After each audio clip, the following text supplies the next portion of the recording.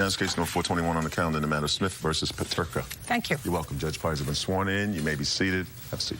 Ms. Smith, you and your husband? Fiancé, the defendant and his girlfriend? Yes. Went to a football game, and you were doing what they call tailgating, an event that I have not been. But I understand that everybody opens up the back end of their trucks and cars, and they barbecue and drink beer and have a great time before the game starts. That's what tailgating is. Am I correct? You're absolutely correct. So current with what's going on in America. Well, what happened was I think everybody had a little too much to drink before the game started. Would that be a fair statement, Ms. Smith? I wouldn't say too much. Well, you wouldn't say too much. I probably would. And then you went to the game, and then there was halftime. And at halftime, you all were very anxious to get to a bar because that's where the drinking was going to continue. And it is your claim that on the way running to the tackled you, causing you to fall to the ground, injure your teeth, and cause the diamond from your engagement ring to come loose, and it's in the wind. You want to be compensated for your dental bills, for your pain and suffering, etc.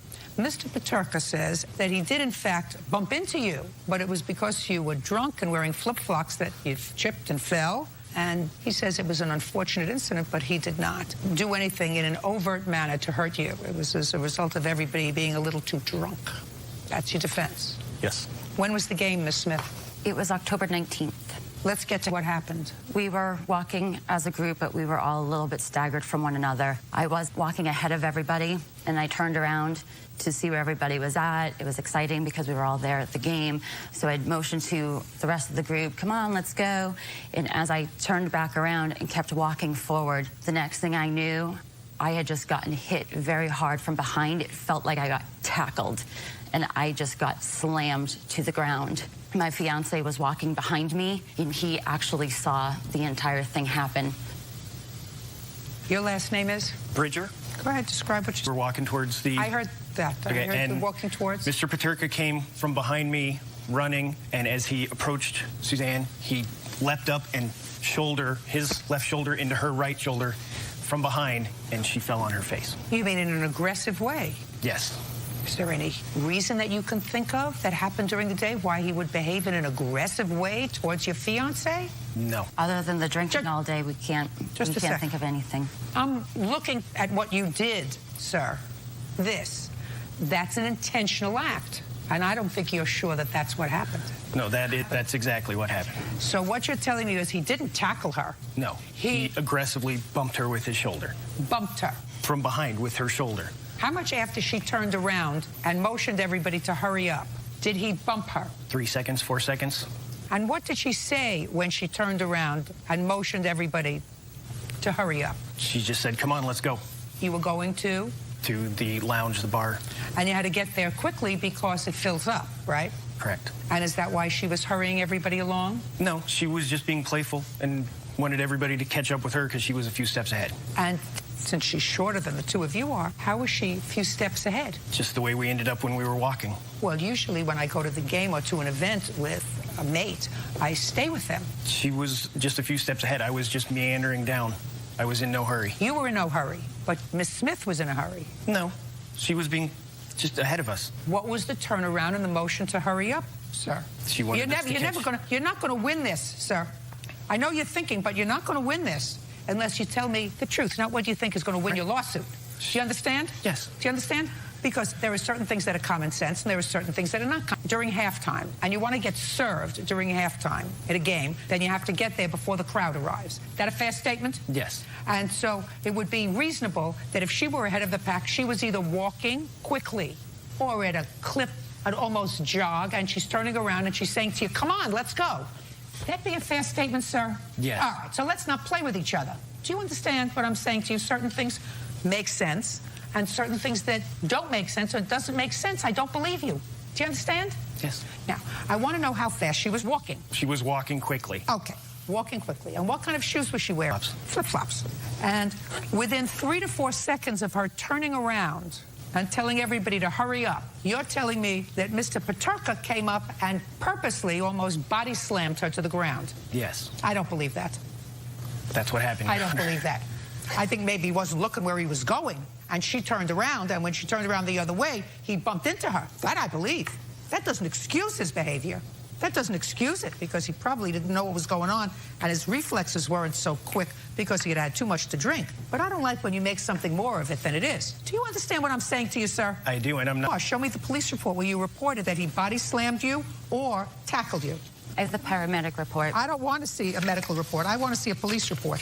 The police report was taken at a later date. I'm not interested in a later date. I want to see who you reported to on October 19th. I didn't report to anybody. I was just with the paramedics. Right. And you told the paramedics what at the scene? That I did not want to seek medical help at that time. Right. And you didn't want anybody else involved, correct? Correct. And you didn't want the police called? The police were, there was one officer there. Well, if the police officer was there, he should have written up a report if you filed a complaint. I didn't at the time. I was more concerned about my injuries. Well, but you didn't. Went immediately the next morning to see the dentist. Immediately the next morning isn't immediately. Ms. Smith, if somebody body slammed me, caused me physical injury, and if what you're telling me is that he did it, according to him, on purpose, I certainly would want the police involved if I was injured. However, if we had all been drinking and I thought maybe it was an accident, I wouldn't want the police involved. I want you to tell me, do you remember what happened, Mr. Paterka? Yeah. Tell me what happened, sir. What happened was they were on one end of the row, we were on the other end of the row. So we both exited a few minutes prior to halftime. They were probably a good 30 yards ahead of us. Yeah, let's go. So I started jogging up to them, and then we were jogging probably together for a step or two, and then she bumped into me. I mean, she's wearing flip-flops, she's carrying a beer, she falls. All three of us are just like, oh my gosh, are you okay? And then she had her hand over her mouth saying, one finger, please give me a second. So, okay, paramedics walk over, ask her, And what are did you you okay? do when the paramedics walked over, Mr. Paterka? We stood there until Johnny said that we should probably go away because she might be a little embarrassed or whatever. So he gave us the idea to walk away from where we were. What did he say to you? He didn't say anything to me. He mentioned something to Alicia. Stand up. What's your last name? Paul. Like, hey, guys, get out of here. I asked them to leave because Suzanne asked me to have them leave because she was embarrassed. She had abrasions on her face, and there was blood on her face. So she asked them to leave? She was embarrassed at the time, and we were going to discuss it with them later. Well, when for the first time did you discuss it with them? I spoke with Miss Hall that evening. Tell me what you said to Miss Hall. You spoke to her by phone? Yes. You called her? Yes. What did you say to her? What did she say to you? I told her that Suzanne had 2 teeth that were knocked out or partially knocked out, and the diamond in her engagement ring was missing. What else did you say? And I told her we were planning on going to the dentist and next day. And what did she say to you? She didn't say anything really. She said, oh, okay, I'll talk to you later then. What was the conversation? I had sent him a text message asking if everything was okay. They were in the first You got day. that text message? Yes. We didn't start there. Okay, so you sent him a text message, And he and what said, happened? bad stuff happened, I'll call you later. He ended up calling me the next day. It was that evening. Was it the next day or It that was the next day. I was at work. So he called you at work? Yeah. What did he say to you? He said, you know, she fell down, she knocked her front teeth out, she lost a diamond, we need to work something out. And I said, okay, well, I'm at work, you know, like, can't really talk right now. So a few days later, What did he say to you? he was asking if, you know, Ken could pay half the emergency room bills, which is $300. And I said, no, it wasn't his fault, you know. Did you see what happened? Yes. Tell me what you saw. I saw they were running together, and she ran into them, and him being 250 pounds and her being a lot smaller, just pretty much bounced off. She was wearing flip-flops, tripped up, fell on her face. Had Mr. Paterka had some to drink at the tailgating party? Yeah, he probably had like 5 beers, but And then at the game? we didn't really drink inside because it's so expensive to drink inside, so you do all the drinking beforehand. And what about Miss Smith? Did you see how much alcohol she consumed? We were only with them, and we left to go find some of his friends. Where did you buy the beer inside, Miss Smith? A stand at the top of our stairs. How many did you buy? Just the one because it is too expensive. That's why we. So you bought one, and that's the one you were carrying when you were I was going not to the carrying pub. a beer at that time. Okay. Can I see the dental bills, please, and the emergency room bill?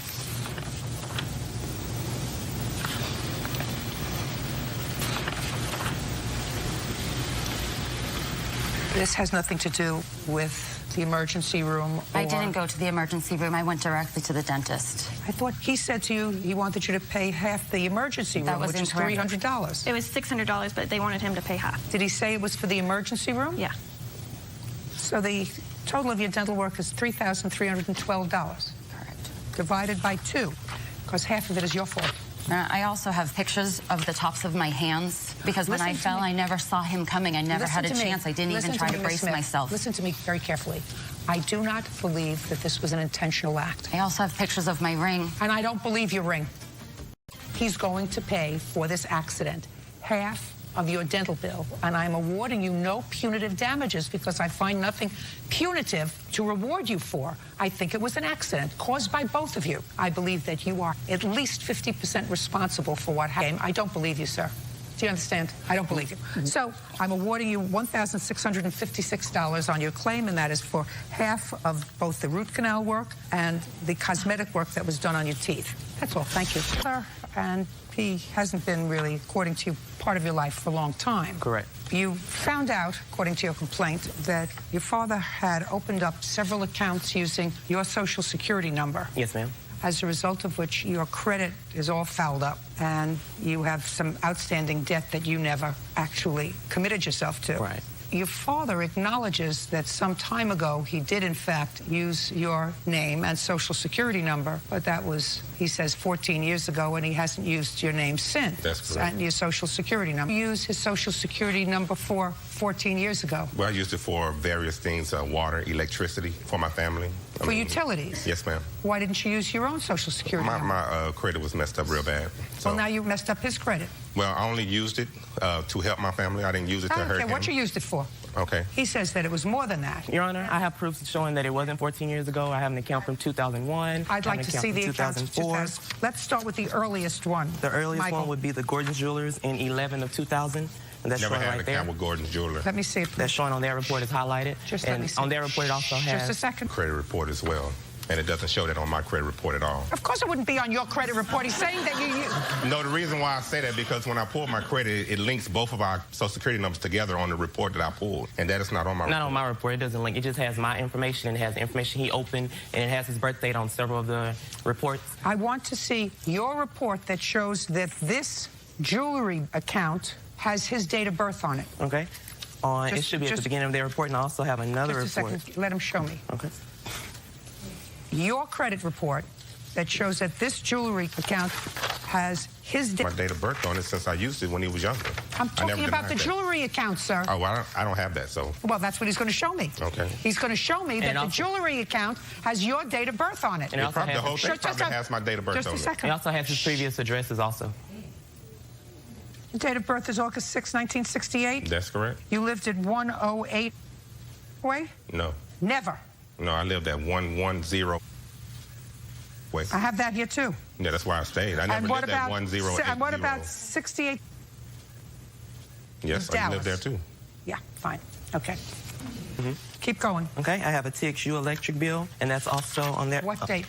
Date open was 1/1/2004, and it's on my credit as a negative charge-off. It's also a charge off TXU Energy. For what address? Because like I said, I haven't used it. I used it in Kansas, and that was it. We're not talking about back then, sir. We're talking about now. Well, I haven't used it now. I haven't used it in 2004. I haven't used it at no Gordon's Jewelry. Your credit report doesn't show Gordon's jewelry? No, it does not. Well, his does. Okay. Using your information, your date of birth, your address, Okay. and $29. That's not correct. I have a police report stating that from a collection agency. I still have this collection agency calling me today. They've called me while I'm at work. They're hassling me. They want this. This is another $1,500. The officer has spoke with this collection agency. Let me just see the police report. Okay.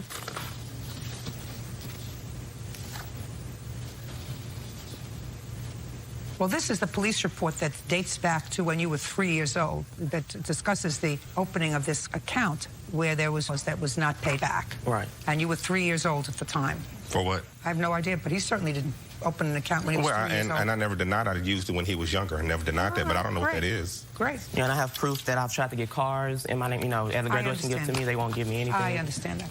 How much is owed now to this collection agency? Collection agency is still $1,580 something. Okay. Mr. Carroll, you can't use your son's Social Security number. That's not what his Social Security number is for, to give you an out when you have bad credit. I understand You're going to that. pay your son $3,081, $1,581 to cover the debt that you incurred on his behalf, $1,500 so he can hire, that he can start life fresh. That's reasonable. That's And if not you don't like it, reasonable. that's too bad. Judgment for the plaintiff in the amount of $3,081. Thank you very much. It's case number 80 on the calendar, the matter of Barkin versus Wright. Thank you. You're welcome. Judge Fires have been sworn in. You may be seated. Folks, have a seat. Mr. Wright, how old are you? I'm 32. Who do you live with? Currently, I got a little situation going on. I live What? in- I live in North Dakota, but I'm currently in Minnesota taking care of some personal problems. So I got a house in North Dakota. I live with my wife in North Dakota. I don't hear a word you said. Currently, you have a situation. Where do you live? Where do I live? I said I live in North Dakota, but I'm currently in Minnesota.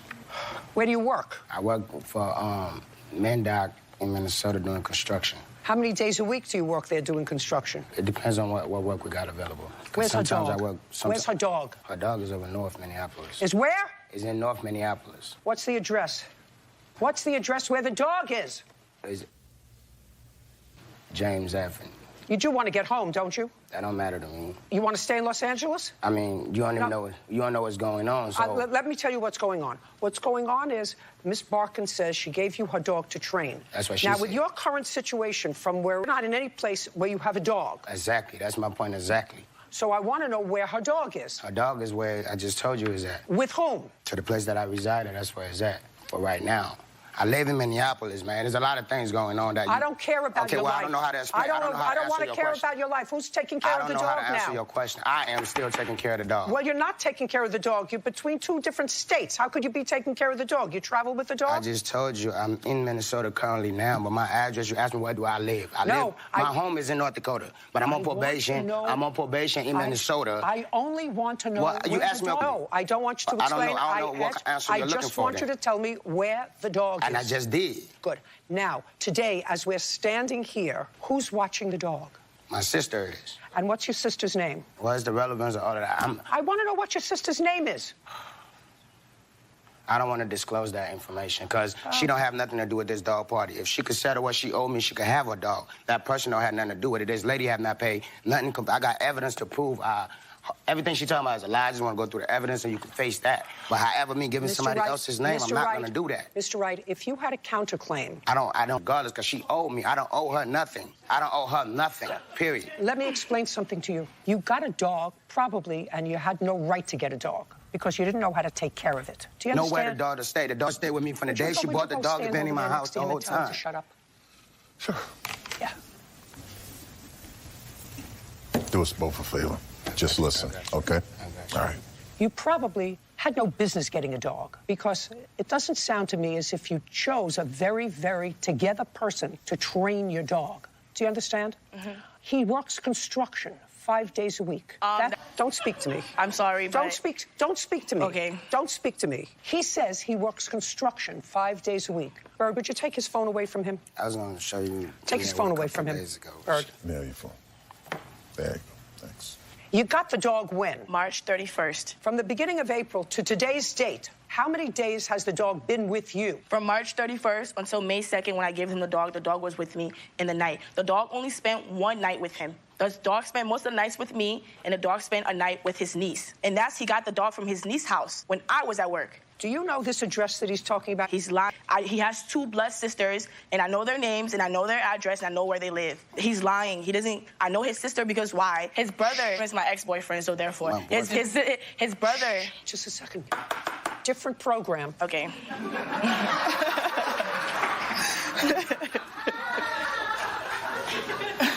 Right now, I don't know where the dog is. Neither do you. I don't know whether he has it, whether he sold it, whether he did. Something wrong with him. Okay, so it's a good thing that you didn't do that much bonding with the dog, that you got a dog that you had for a year or 2 or 3 or 4 from where you bought the dog. Here you go. Do I bring it inside? What made you... This is nothing. What is this? That's my receipt from the lady I bought it from. It's not a receipt for anything. It's not signed by anybody. It is a receipt. I have messages. I bought it from on Facebook. Good. If you have messages, I'll take a look at Facebook messages. She purchased the dog. I purchased the dog. I bought the dog. Don't speak to her, or I'm sending him back. And he makes you look very short. I am short.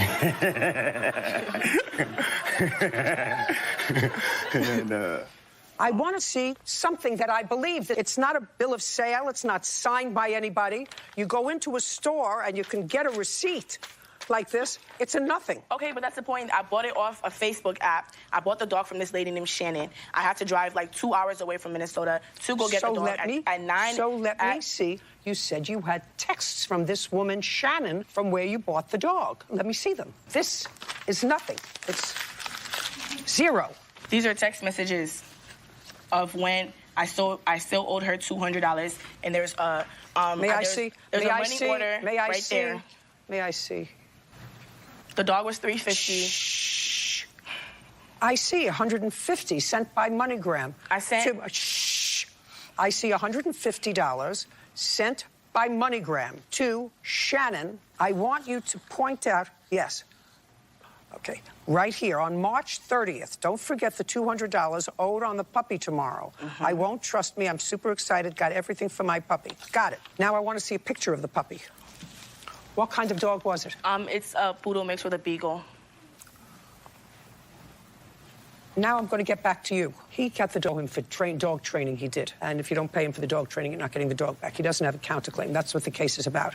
Now, which sister is taking care? She's not my biological sister. She's a friend I've been knowing for over 20 years, so. Well, because she knows your biological sisters. You have two quiet, my mouth is moving.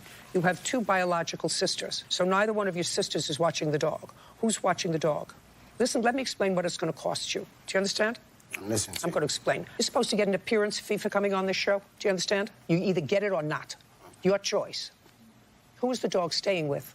I have the dog over in North Minneapolis. At the I can't understand you. I told you the same thing I'm about to repeat, and you keep cutting me off. I said I have the dog over in Minneapolis where she don't try to go in the house and break in the house and take the dog multiple times while I had to hide it while she thought I was at work. She know exactly where the dog is at. The lady that the dog is at, I live in that house in Minneapolis. But I'm not going to give you that lady name. But she know where the dog is at. Okay. Raise your hand if you tried to go and get the dog. Both of them. Raise your hand. Good. Okay, so you know where the dog is? Yes. Yes. Well, The dog, you know what the dog is? It's not there. It's not there. Because when they went there, I had them get I already knew they was going to go do it. That's a lie. And so plus, I had to hide the dog. Plus, his witness that's sitting down went with us to go get the dog. His pants.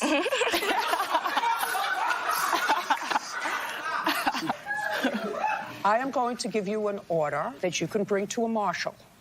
The marshal will execute that order with you. What we're going to do with the defendant's appearance fee is hold it until you get your dog back. Do you understand? Now, he can go back to Minneapolis. He can go wherever he wants to go. He can do that. Yes, but he is going without any money. And the only way he's going to get his money is if you get the dog. Do you understand? Perfect. Wait outside for the order. Thank you. Miss Clark. Yes. The young woman is your sister's daughter, yes. And the young man standing next to her is your nephew. That's also your sister's child. Yes. Same sister. Yes. And you are how old? I'm 32 years old. And you? I'm 27 years old. What do you do for a living? I'm a program coordinator for a nonprofit organization. And you? Forklift operator. And what do you do? I was a substitute teacher. I have a degree in elementary education. Miss Gilliard, you have children. How many? I have 2 children. How old are they? They are 2 and 4. And they are currently placed with your aunt? That is correct. How long have they been in placement with your aunt? About a year. Don't speak in... Okay. And they're placed by the courts? That's correct. This is what this case is about with regard to you. Your aunt says that there came a time, sometime last year, that she, who has custody of your 2 children, purchased a car for you. She purchased a car for you, she says, with the understanding that you would use that car to sort of get yourself back on track so that you could regain custody of your children. So far, does that sound right? I don't think the children have anything to do with it. I know that she's seen me struggling, and she... How would I know about your children if she didn't tell me about your children in her complaint? True, having sat in the family court, that when children are removed, there is usually a plan for the biological parent. And usually, since in your case, it probably had something to do with drugs. Court said you have to have completed a drug program. You have to be tested for drugs periodically. You have to be working. And as part of that, that's your plan to get your kids back. And I'm actually 100% certain that that's what the plan was, for you to get your children back. Your aunt says that in order to help you with your plan, she purchased a car for you last year. And the agreement that she had with you was as long as you stayed clean, sober, and was working towards getting your kids back, that was the deal. That's why she did it. That's what she says. Some objective data that supports that, Ms. Gilliard. A, that you're 32 years old, you have a job. There would be no reason for your children to be out of your custody, placed by the courts with a non-parent. And that you acknowledge in your answer that you had an unclean drug test at some point, which is when your aunt came to get the car. That all makes sense. Those are objective facts. So the story that I sort of put together from that makes sense. But I will allow you, if you like, to clarify anything that I got wrong. Yeah. Sorry, Just clarify anything. Just clarify anything that I purchased off the basis of me keeping my job. She knew that I was walking to work, and she wanted to help me out. In Leavenworth, Kansas, they don't have any public transportation, and she knew I was walking 20 minutes. Listen to me. Don't tell me what she knew. Because in the law, you can't decide what's in the operation of someone else's mind. What they knew, what they thought, what they cared about, what was important to them. That all calls for the operation of the mind. I want you to tell me subjectively what fact that I just stated for you was incorrect. And that the fact that she decided to help me purchase a car. And why would, now I can ask for the operation of your mind, because you're right here. I can say to you, here is somebody who is taking care of your 2 children, something that she didn't bargain for. I assume since she bought you this car, that your house is open to her so that you can visit the children, or that you visit, does she take the children for you to see them someplace? Where do you see your children? That doesn't have anything to do with a car. Oh, this has everything to do with me. Do you live with your aunt? No, I don't live with my aunt. Where do you see your children? I see them in Leavenworth, Kansas. At her house? At whose house? I have a home that I bring them to. How often? What does that have to do with a car?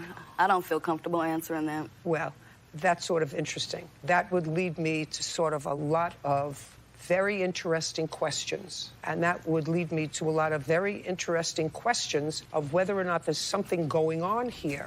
Usually when you don't want to answer a question, it's because you don't want to get into trouble. No, it's because kids don't have anything to do with a gift, a car that was purchased as a gift. Yes, it does. No, well, it doesn't.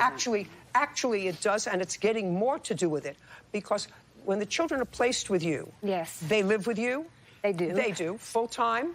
Yes. All the time? All the time. All the time. She says she takes them to her house, where she has a home. And she did at one time. She did. At what time? When they were having visitation that way. But now we just go down to the office, and that's where they visit. Well, this is not going to go away. That's all. These questions are not going to go away. Was there a time when she was taking the children to her house? Yes. And was that permitted by the court? Yes. All right. And then something happened in order to make that supervised visitation.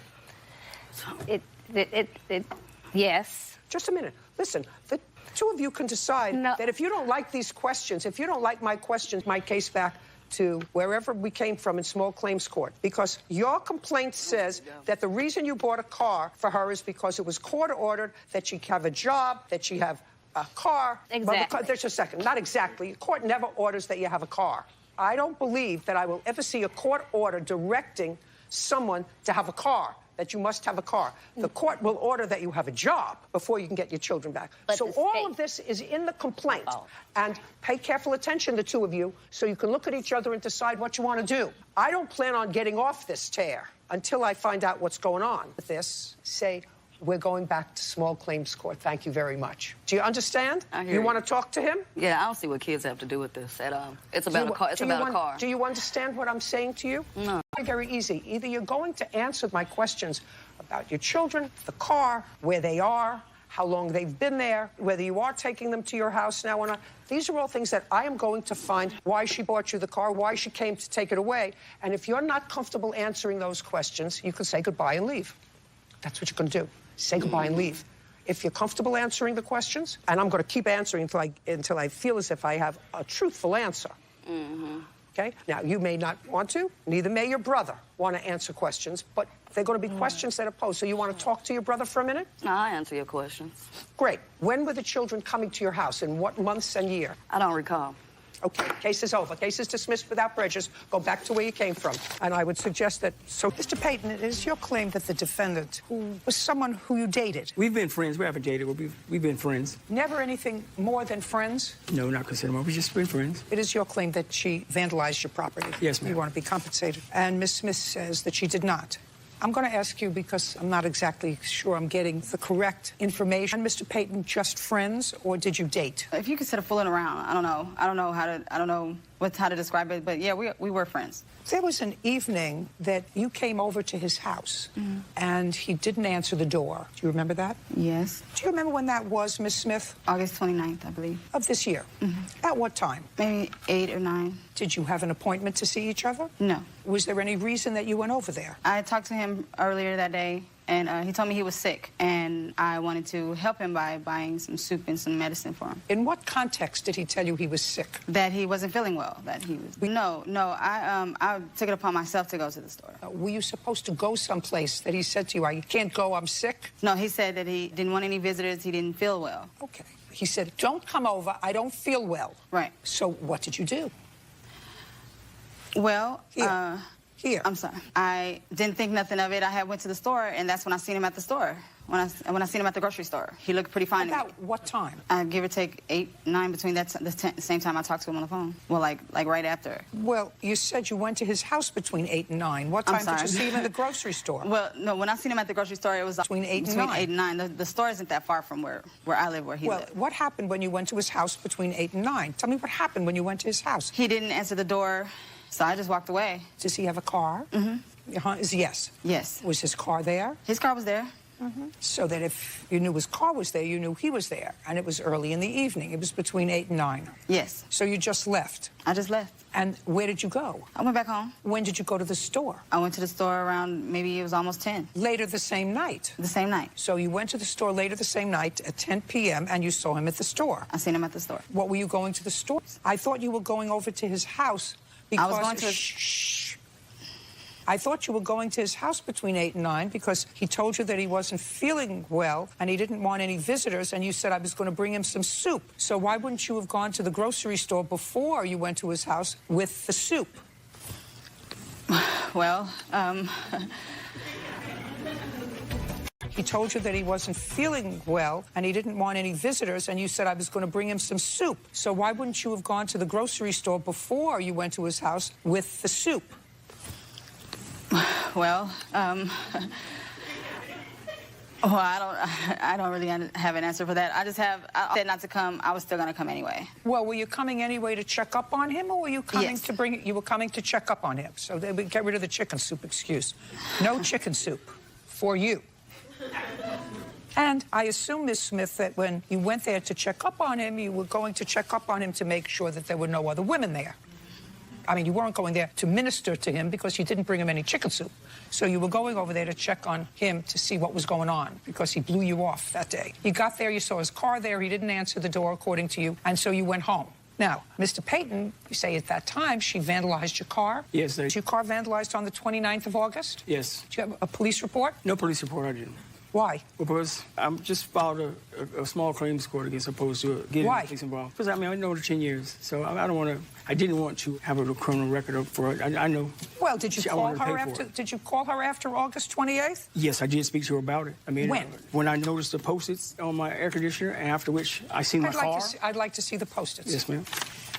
According to you, you came out of your house, you saw Post-its on your Yes. air conditioner, according to the complaint. Pay you for it, I ain't shrimmed out. S-H-R-E-R-M-E-D. I don't know what that means. But that at least let me fix what I did, Peyton. That's all, and I'll be out of your life. Okay. For God's sake, swear on it. I have all the things that it takes to fix it, what I did. If you don't want to, I know what I did was out of line, and I came to whatever. Okay. I didn't write that. Okay. Now, then you went over to your car after you saw these Post-its. Yes. And I'd like to see pictures of your car. Yeah. I think that phrase means high on synthetic marijuana. What? I think that phrase you were talking about... Schmurd? Means high on synthetic marijuana. You have your phone? I do. Would wait, you... I don't. Sorry. Oh, I was going to say, look up... What does that mean? S-H-E-R-M-E-D. Drunk. Sure. What does it mean? I was drunk. You were drunk? That's what that means. That's what it's supposed to mean. Okay, good. That's what it's Glad. supposed to mean. Raise your hand if you did the vandalizing. I did not do the vandalizing. I was saying that I was explaining that that's what that's supposed to mean, right? Supposed to mean. I got it. That's not even cool. Whatever. Well, that was good. Whatever, dude. That was really good. It's to fix the damage to your car. It's 3 of them, I believe. 3 estimates? Yes.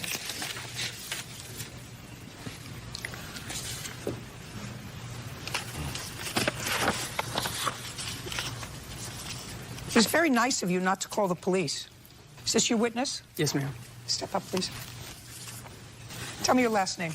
Taylor. Mr. Taylor, where do you live in relation to the plaintiff? I live in the same building, right at the end of the building. Do you remember the 29th of August? 29th of August. And you know for the 29th of August? Yes. You'd seen her before? Yes, I have. Did you see her on the 29th of August? I did see her. Tell me about what time you saw her. It had to be about 9 o'clock, 9-ish, you know, just before 10, I guess. What was I wearing? And I live at the end, and generally when people walk back to the back where the garages are, I mean, there's no need for anyone to go back there, so I pay attention who goes back and forth. So as I seen her walk back there, what was she doing? And I just, like she was cleaning the car or something. I couldn't tell, but I know he knew her, and I didn't think anything of it, and that was it. And did you tell the plaintiff that you had seen her? I didn't say anything to him until later on. I guess when he found out about his car, then he started asking me then, but I didn't think he was his friend. How much later did you talk to him about the fact it was later on that evening. It was, it was evening-ish when we did talk about it. That night? That night. Did you call the defendant, sir? Did you call her after you saw that your car was vandalized? Yes, I did. On what date did you call her? After noticing the car, after seeing the post-its, and then seeing my car. Mr. Payton? Afterwards. Yes, ma'am. Did you call her that day or the next day? The day that I noticed my car damaged. When was that? The 29th. It was damaged on the 29th in the evening, so you saw it on the 30th. Okay, the 30th. When did you speak to Mr. Taylor? The evening of the 30th. And when you spoke to you had with her? Well, about the damage of the car. No, tell me what you said to her and what she said to you.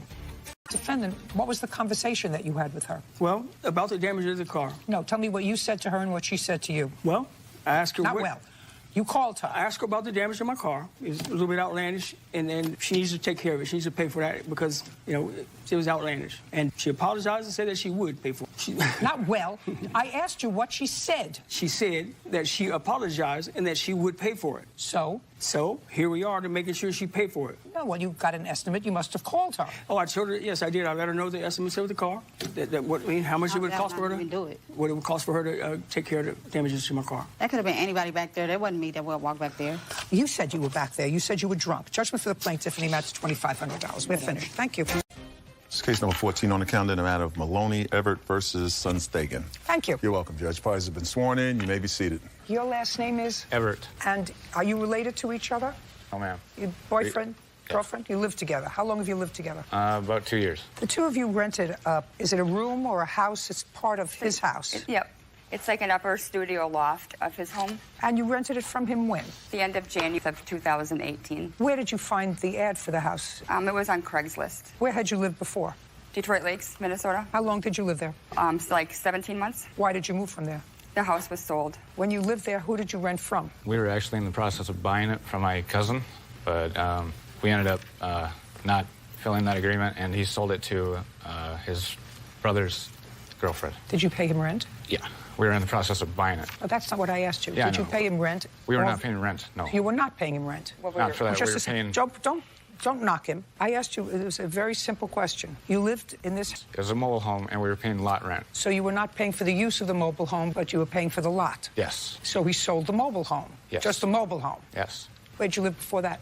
At my family's home in Vegas. Not together? No. So the first place that you lived together was at a place that was a mobile home that was owned by a relative of yours, and you did not pay that relative rent, but you paid the lot rent? Yes, ma'am. Which was how much? $200 a month. And when you rented this room from the defendant, how much was the rent starting January 20th? It was supposed to be $500 a month. What do you mean it was supposed to be $500 a month? $500 a month. When you moved in on January 20th, how much money did you give him? $180. Was that for the end of January? Yes. For the last bit of January. So you gave him $180 for January. When did you move out of his premises? May 1st. On February 1st, did you give the defendant his $500? Yes, ma'am. Is that correct?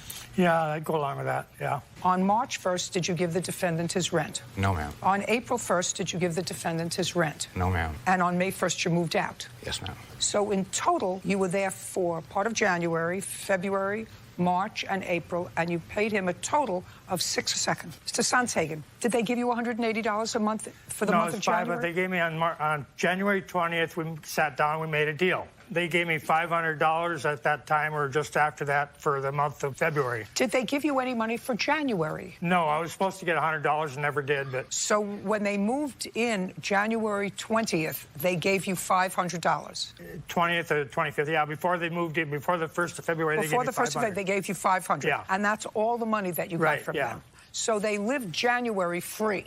Though January They weren't there 20th, in January. Not at all? We made a deal on the 20th, and they were still kind of like 25th or 28th. They started. Okay, but they were there for part of January. They didn't pay They you made for... a deal, but they weren't there. Okay, so they paid you for February. Right. But not for March. Right. And not for April. Right. And they moved out in May. Yeah. Did you evict them in May? Were you evicted? No. You left? Yeah. Tell me why. Well, Well, why don't you tell me why we first that you didn't pay rent in March? well, see, he would shut our power off. It's like in Minnesota, On what where we're from. Just a second. On what date, Mr. Everett, did the defendant, listening ears, on what date did Mr. S, on what day did Mr. S, you think I want to struggle with this? I'm 75 years old. On what day did he start shutting off your power? Could I say? Yes. It was actually like around March 5th is when the problem started. Just a second. On March, pay attention. Sorry. She's just answered my question, Mr. Everett. Ms. Maloney has said on March 5th, he started to shut your power on and off. That was a gentle reminder that you hadn't paid your rent. Did you say, zap? It's past the 1st of the month. My light bill, because the lights are going off. Ta-dung. Do you know what I mean? Did that alert you to the fact that you hadn't paid March's rent? Yes, it did. Okay. And So then did you, on just a March second, 8th did you pay March's rent then? On March 8th, we gave him partial payment. Just a second. So on March 8th, I'm just finding out who I'm dealing with here. Yeah. So on March 3rd or 4th or 5th, he started going ka-ching with the lights. March 8th, your rent is now a week of $500, is a week overdue. How much did you give him? $250. And Why?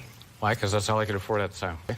Then don't live in his house. And after that, on March 13th, he refused to take payment from us. He refused to take, this man, Mr. S, refused Yes. to take your Yeah. money? And we have voicemail. We have voicemails proving that.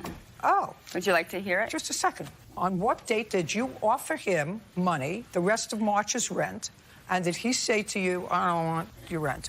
Put your hand down. I'm going to get Mr. S, I'm going to let you speak. I promise you. March 13th. Okay. So March 13th, what date did you say you gave him $250? March 8th. Did they give you $250 on March 8th? I'll go. Yeah, we did, but they showed me that $100 for January, so I didn't even think about that. So Just yeah. a second. They're right. Well, just say they gave you $250 on March 8th. Did they try to give you more money on March That's what 13th? they put $50 out on top of my car. They left a text message on my telephone and said there's money on the car. They put a $50 out in my car out there with a rock on top of it.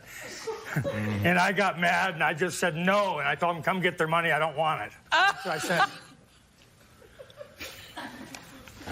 I didn't want their $50. Just a second. Is he telling me accurately that you put up his car and He said... would not answer his door. He Your was Honor. inside of his home. He could Listen, see us, and listen. he just refused. Let me explain something to you. Rent is due the 1st of the month. Not dribs and drabs. Not $250, not $50. He's not related to you. Maybe your cousin was related to you that you didn't pay rent to for the 17 months that you lived on his property. But this man isn't related to you. You had a deal. Your deal was you would move into his premises and you would pay him $500 a month on the 1st of the month. You didn't. So... If I may... Just a second. You have a whole bunch of papers there. So now he may be a little off the wall. Money owed for items taken without permission. Okay. Then you want your hotel bills paid because you had to go to a hotel. 13th. So you stayed at a hotel on March 13th. Until when? We actually stayed on and off through the month of March and also through the month of April because he would take the only heat source out of our home. He turned out the water off, Did the you lights pay him? off. Did you pay him rent? He wouldn't take our money. He wouldn't. Listen. Yeah, I mean, I don't want to listen to it. He just told me. He told you, take your money. I don't want it. I'm not taking $50 here and $20 there so that No, you can stay that's there. You're not two even- squatters living on his property. No, it's not Listen, let's get to what you claim he took of yours without your permission. Well, he went into our home. No, just what did he without permission? Well, there was an air conditioning unit in our place that was taken without our permission. Just a second. Was it your air conditioning unit? No, it actually... Just a second. All I want to know is what items of yours do you allege that he took without permission? It's the fact that he came into our place. I don't care. Next. I don't care. Next. Money owed for items taken without permission. So he didn't take any of your items. You can't come into a person's place without permission. Perfect. Ridiculous. It's against the law. Where are you living now? At my family's house. I have to explain my sense so that you know where I'm coming from. Somebody rents a room in their house or part of their property.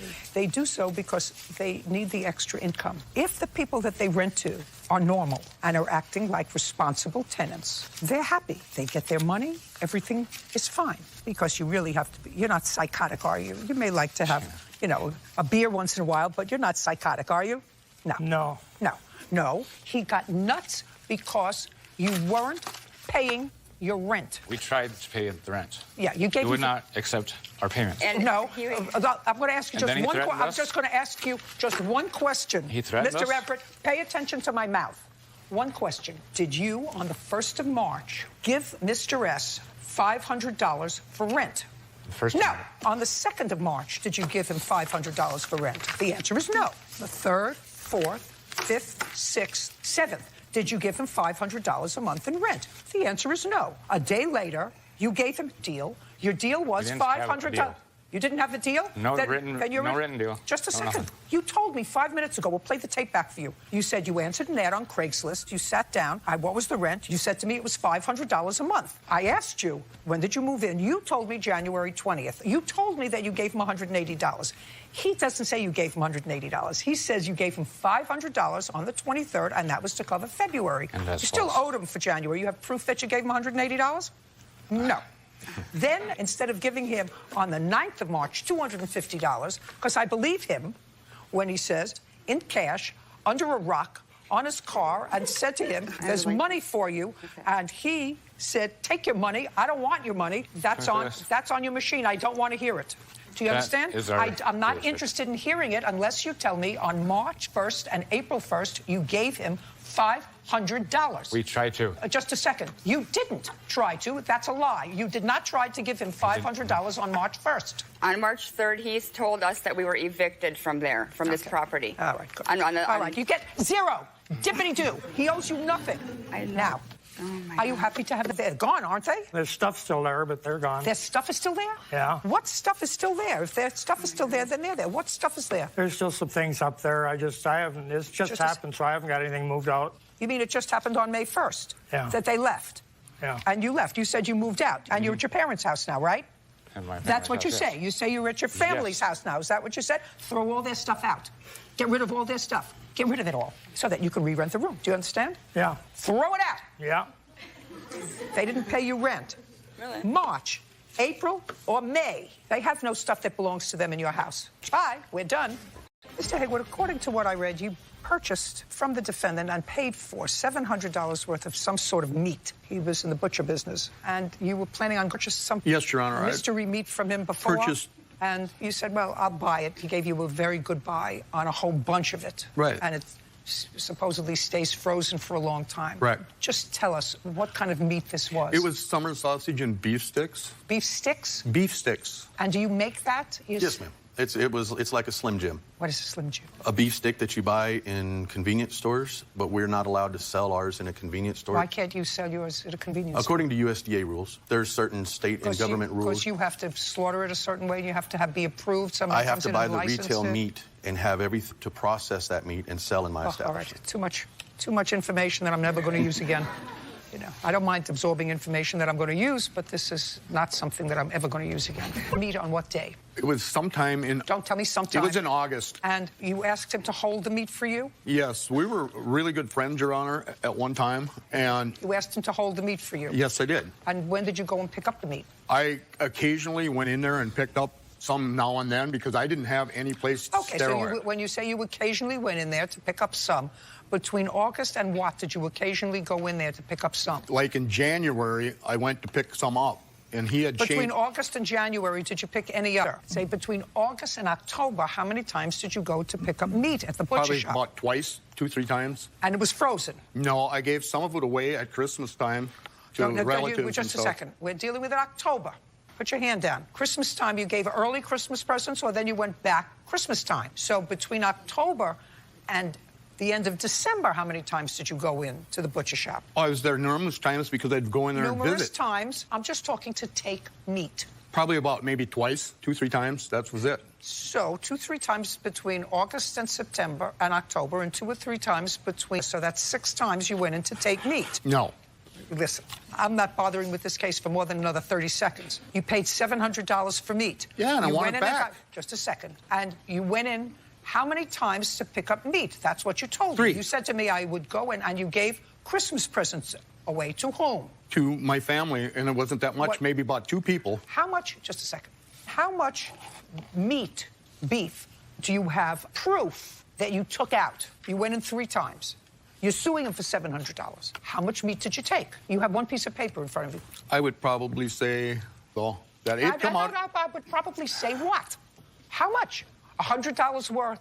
$50 I would say worth? probably $100 worth, maybe. Well, how do I know? How do I know?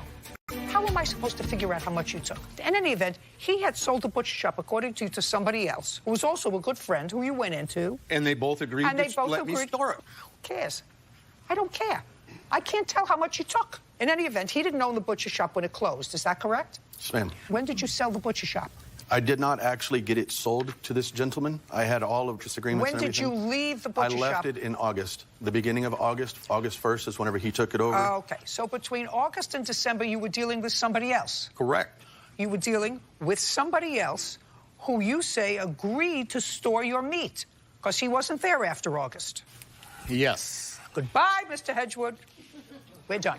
Have been sworn in. Mr. Davis, you have a rental property. The defendant in December of last year signed a 1-year lease. She moved into the apartment, I assume, in December. The rent on the apartment was $999 a month. It was a basement apartment, and she paid you a $999 security deposit. Is all of that correct? Yes, it is. She paid rent in January of $999? Yeah, she paid the rent, plus there is a... Just answer my question. Yes. She paid in January $999. Plus utilities. In yes. February, $999. Right. What about in March? March was paid. She paid you $999. Yes. What about in April? April was paid. What about in May? May was paid.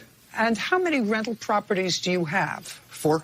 And you are aware of the prohibition against eviction for lack of payment of rent during COVID? Yes, for COVID-related reasons, yes, you cannot evict a person. Just a second. You are aware of the moratorium on eviction for non-payment of rent during COVID? Right, yes. That's a yes or a no? Yes. And when they just now she's paid up April, May, now we're into June. When she called you and told you that she had lost her job, she had reduced hours, but then she lost her job, what day was that in either May or June? That she phoned me? Yes. I don't have the date of when she called me. I don't have a recollection Okay. of that conversation. Okay. Is what you're telling me she never called you to tell you she wasn't paying June's rent? That's how I understand it, yes. So she did not pay you June's rent? Correct. And you put a 3-day notice to quit on her door. On what date? I told her I was going to post, and no, that was... June, just a second. When you told her that you were going to post that on June 13th, did she in that conversation tell you that she had lost her job? No, I have a text chain here that mentions nothing about a job loss. May I see it? Sure.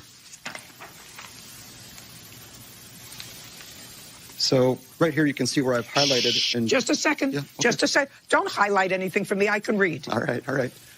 I need the rent. If I don't get at least half by 5 p.m. Friday, I will post a 3-day notice to vacate. That gives you 3 business days to either vacate or aren't permitted to do that. No, that is not my understanding. Okay, can we get together this week and make arrangements for you to vacate the apartment? Of course, you can stay, but you need to get current on the rent. Either one needs to happen by the end of the month. I won't make you pay June rent if you get your stuff out by June 30th and clean the place. I won't make you pay June's rent. Well, that you're sending her in June, Mr. Davis, and my understanding is you already had June's rent or enough to cover June's rent by her security. Well, the security deposit went to... No. I didn't ask you what it went for.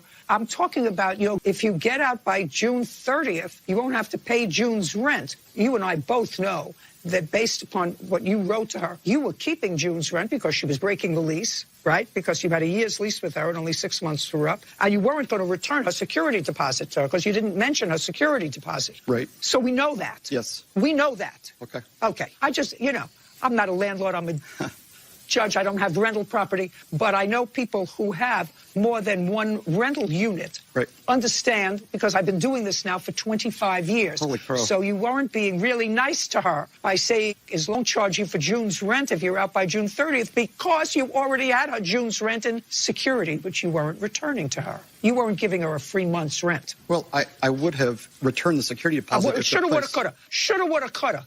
You wouldn't have. I know you wouldn't have. You know you wouldn't have. And what you did by posting a 3-day notice to her for non-payment of rent when she had really faithfully paid her rent for the first 6 months, you know was the wrong thing. You know that if you took her to court to evict her, you wouldn't have been able to do that.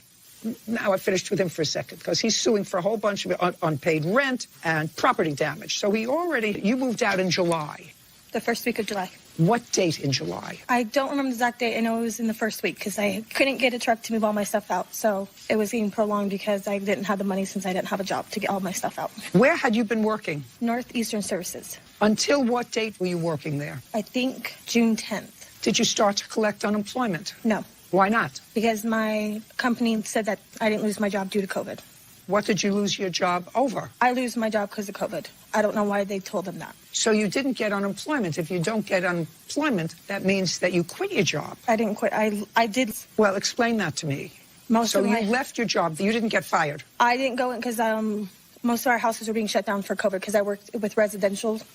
And so they were getting shut down for COVID, and there was nowhere for me to go. So they were going to try to have me quarantine with the clients for over 2 weeks, and I have a 4-year-old son that I couldn't do it. Okay, got it.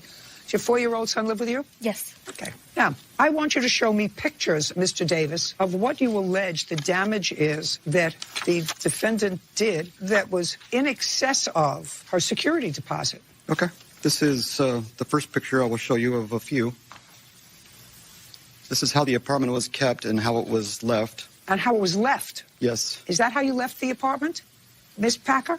Is that how you left the apartment? No, well, there where was would he get all that stuff from? That must have been taken before I actually processed the moving out. Because there was a lot of stuff in my front room, but when I left, there wasn't that much stuff left in the front room. Well, show me a picture of what was left. I don't have it. I just was trying to get out as fast as I can. Why? You had notice. I had until the 30th, and by the time I got the notice, it was because I was house sitting for my best friend. I had about 5 days. You were house sitting for your friend where? Let me see the other pictures, please, Mr. Davis.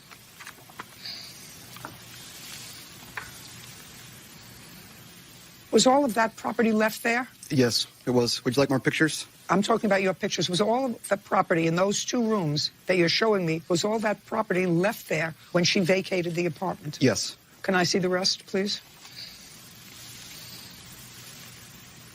Did you leave the beds there? Not the bunk bed. The bunk bed wasn't mine. The bed in my room and the bunk... wanted to... Okay, sorry. What is that? That's a broken sheetrock. The wall was kicked in the kitchen. I was trying to sit down. That's fresh. How did that... I was trying to sit down, and I hit the wall too hard, and it broke. I didn't kick it in. I was trying to sit down, and I hit it too hard. Let me see the next one, please. And the next. How many bedrooms are there in this basement apartment? 2.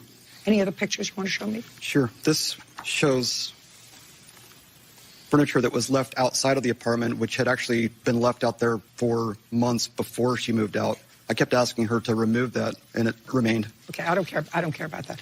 Now I'd like to see your paid bills to clean up the apartment, please. And here is the receipt from who did the painting. It's $1,800, and it shows the date on which that was completed. Next. This is a paid invoice from did the cleanup and removal of leftover junk. Okay, that's $533. Right, with taxes, yes. The bills that you show total $2,333. From that, I'm deducting her security deposit. Well, there's more in bills here. There's another $500 for the drywall repair, and then there's another $300. He should have done that with the painting. Next. Different people. Next. Okay, next. That's the next one. Drywall. Okay, I don't have one for the carpet cleaning, so that's it for the bills. Okay. deducting from $2,333, $999, which you have in security deposit, leaving $1,334 for the damage that you caused and the cleanup that clearly is absolutely outrageous. Now, you didn't pay rent for June or July. Yes. Why? I didn't have money. I didn't have a job. I'm starting to work, and tomorrow actually is when I could finally get a job. Did you apply for rent relief? I don't know what that is. I don't either in your state. Is there a... Because I didn't know about eviction court. This is the first time I lived on my own. I don't really know much. Okay. Based upon the moratorium, and I haven't seen any prior cases with regard to the eviction moratorium, it's clear to me what I know of it is that if someone no longer is able to work and it is COVID related, you as a landlord cannot evict them. And I think that you knew that.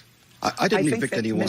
Yes, you did. So you put a pay or 3-day notice. vacate You put a 3-day eviction. notice on. I understand that. You couldn't take it. It was impossible to take her to court, sir, because Right. they would have thrown you out of court. You understand that. So you were relying on the tactic of saying to her, she says she's never lived on her, to say, if I put this up on her door, she's going to either get out or pay me.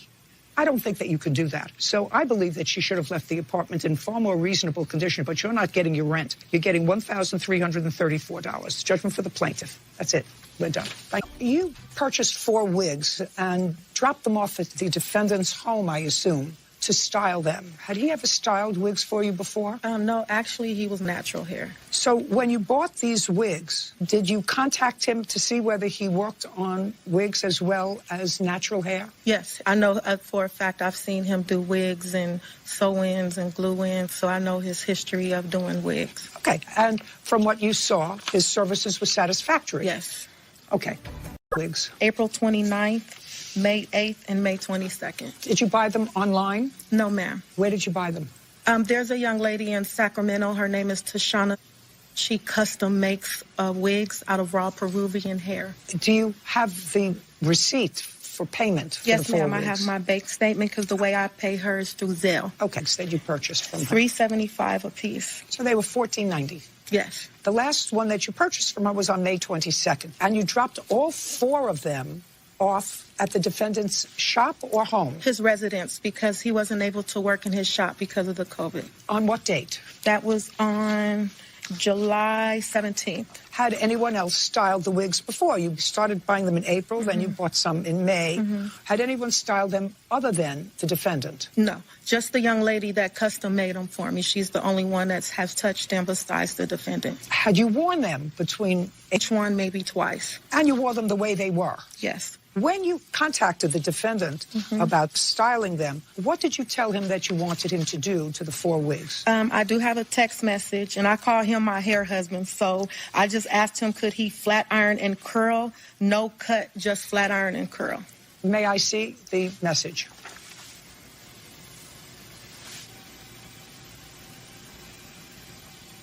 So you dropped them off? Yes, ma'am. Mr. Nichols? Yes. Did you cut all 4 wigs? I trimmed them. I didn't cut. Well, cut, trim. Okay. Well, you're not allowed to do that. She was very specific. She said to you, hey, husband, if I bring you my wigs, can you curl and flat iron them? No cut, just curl. Why didn't you ask her? She didn't ask for a trim. She didn't ask for anything other than, can you flat iron and curl them? No cut. Why did you cut them? She wants her money back. She said, I wore them. I wore each of them twice. They were different. I wanted them just the way they were when I bought them. And now, because you gave them a trim, they're 4 different wigs. Why wouldn't you call her and say, you said no cut. Do you want me to trim them? You communicate with her. Why would you do that? So not thinking it's going to cost you $14.90, and she paid you $30 to cut them because she didn't see them because of COVID. She didn't come in. You just gave them to her. That's what you say. Is that right? No, I sent her a picture. You didn't inspect them at the time that you picked them up. No, I did not. Is I that waited not true? till I get home. I sent her a picture of them when they were ready, and then I showed them to her on the head when I gave them to her when she pulled up in the car. Is that true? He sent me a picture, and if I can put it up here. Yes, please. Okay. This is what he said. He said the divas are ready, and I said laugh out loud because he called them divas. So when I got to his home, he brought up the mannequin heads that I gave him because I didn't know if he had any at home because of the COVID and the COVID that was going on. Mr. Nichols has an elderly mom at home. I did not want to stay there chit-chatting with him. Okay, don't tell me the whole Okay, story. Okay. Okay. Photographs the same day that you picked them up. Mm-hmm. Yes. When for the first time did you question him? Like 7 minutes after I got home, we lived that close to each other. Did you text him or call him? I text him. And I do May I have the see it, text please? messages here as well. I'd like to see it. I'd like to see the text messages.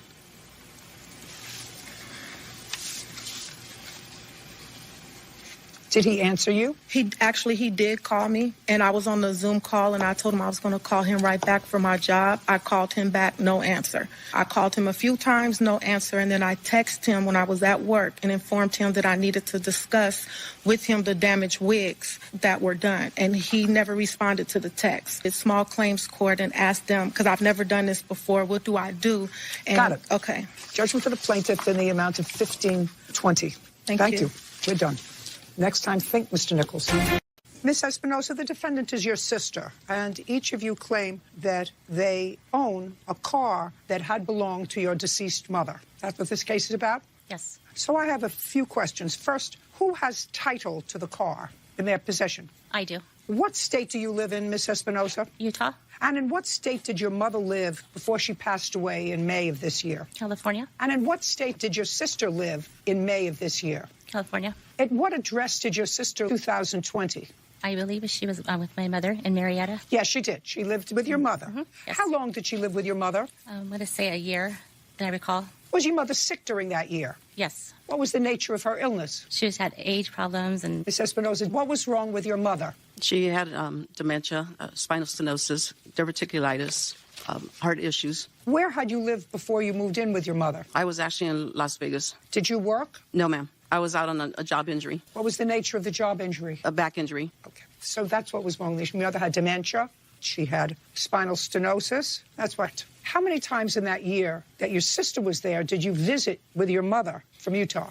About 8 or 10 times. Would you stay for any period of time? At least a weekend. And so it's your testimony that you were there almost monthly? I tried to, yes.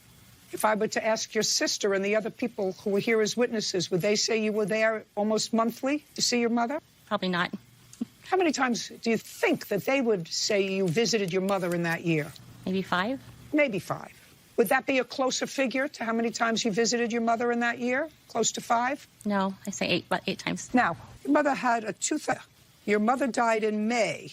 Prior to your mother's death, did you purchase that car from your mother? No. In what month did you contact the finance company to see how much was left on the loan? That would be in August.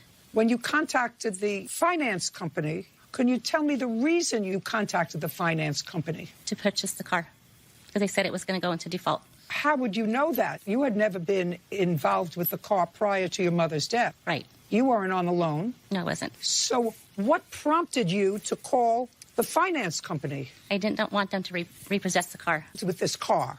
What would have prompted you to call the finance company? I don't understand that. Oh.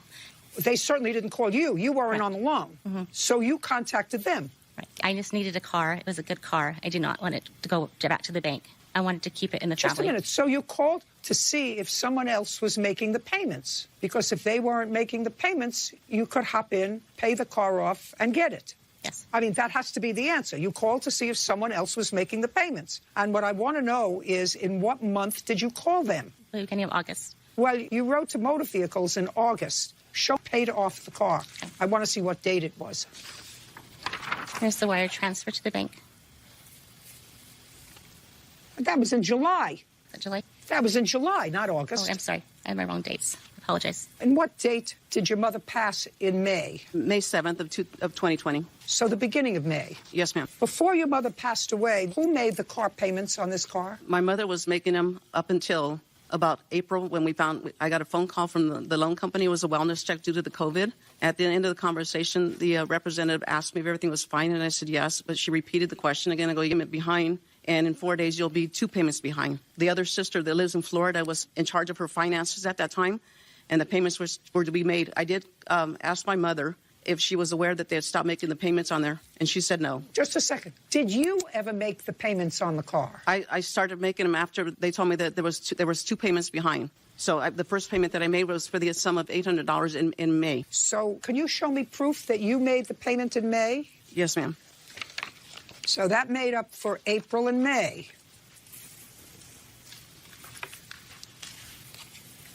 another payment in June. Yes, I did. Do you have proof of that? I did have it because I did make the payment. How much was that payment in June? The payment was, I believe, $387, but my mom always made $400 payments, so I was making $400 payments. Okay, and then you came in and you paid off the car. Correct. So the car wasn't in default. She had made payments on the car.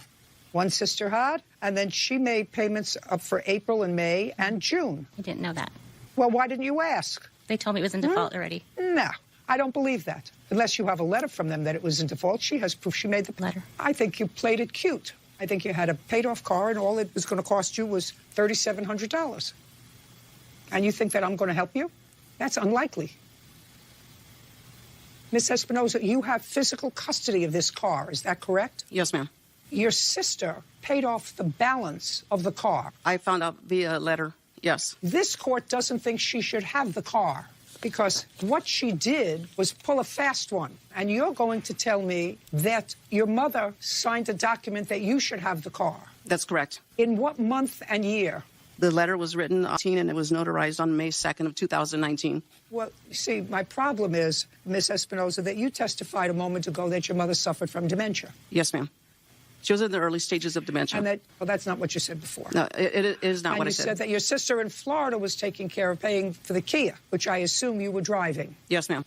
Okay, so I actually think that your sister did not do the right thing by coming in and calling the finance company. They're more than happy to have somebody pay off the car and not have to deal with it anymore. So they said, fine, she'll pay off the car and we'll give her title to the car. Did your mother leave any other property other than this?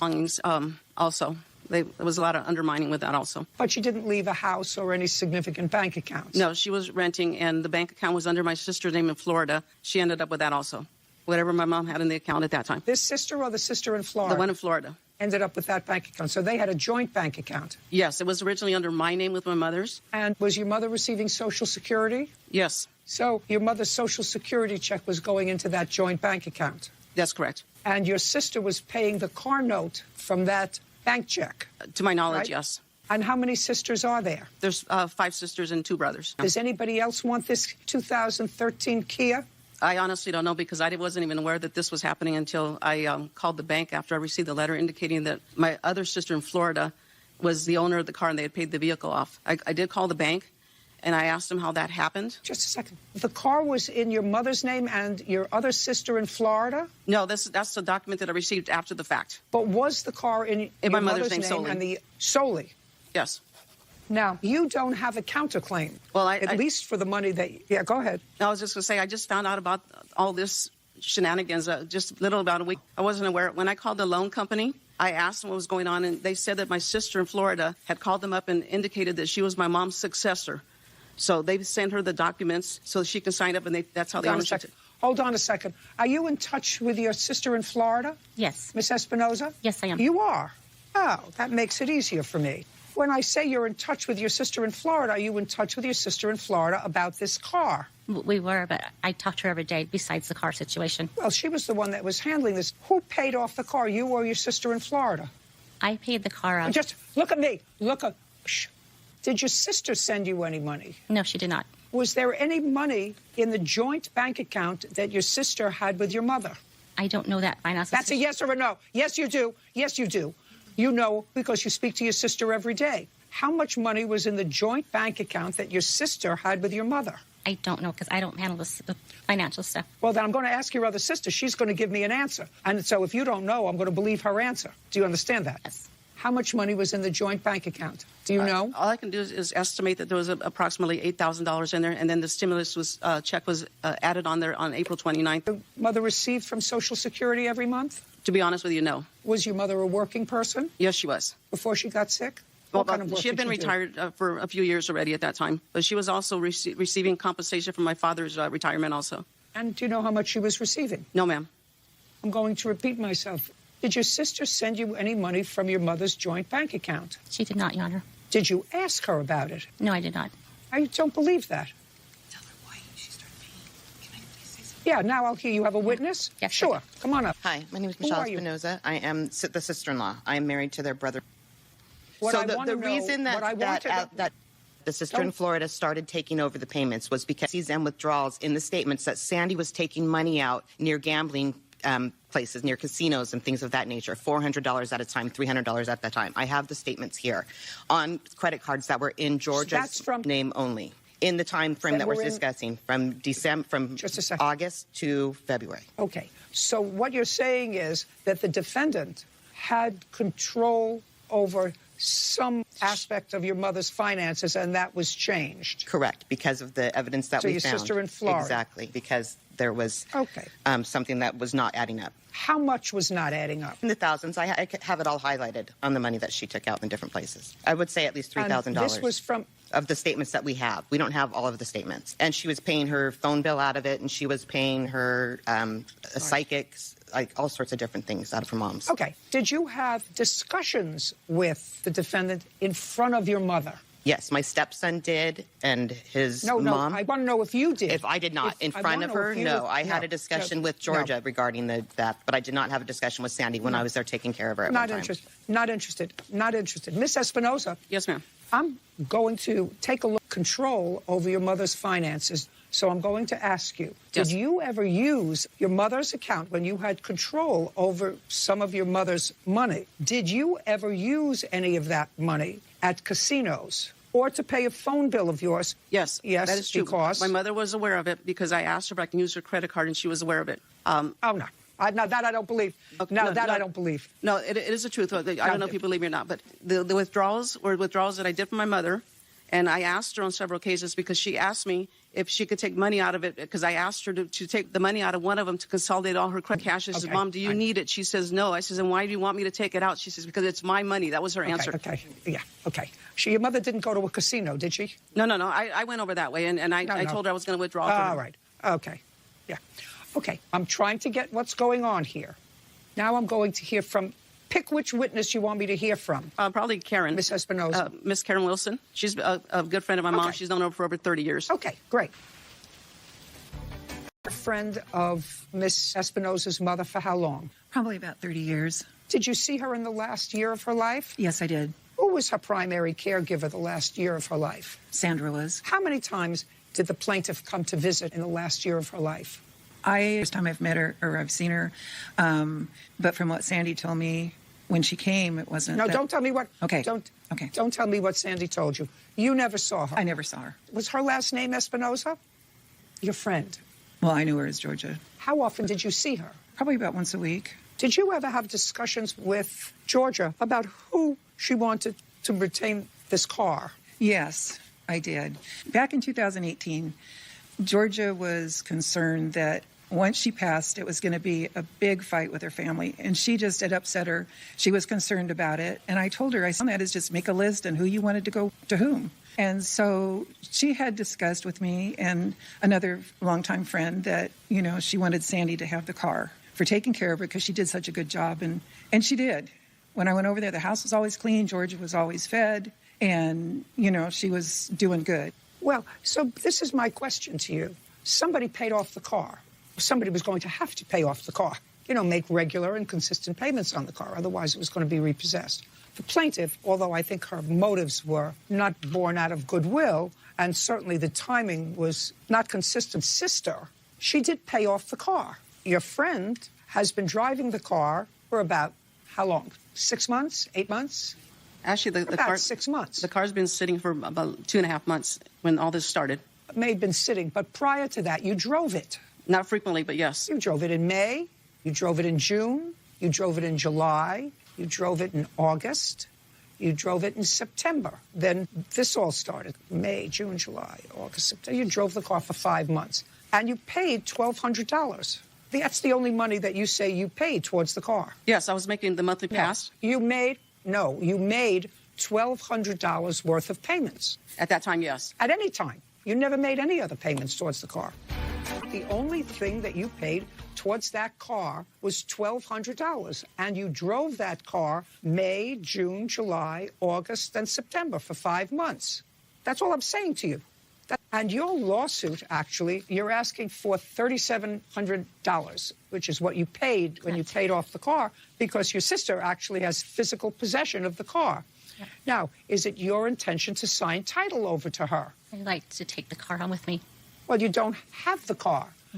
And I know that you would prefer to have the car because it's a good little car. But I actually think that you were a Swiftie. So I don't think I'm going to make that judgment, but I am going to award you what you paid for the car, which is $3,700. Judgment for the plaintiff. Thank you. In order to get that, we will hold over title to the car.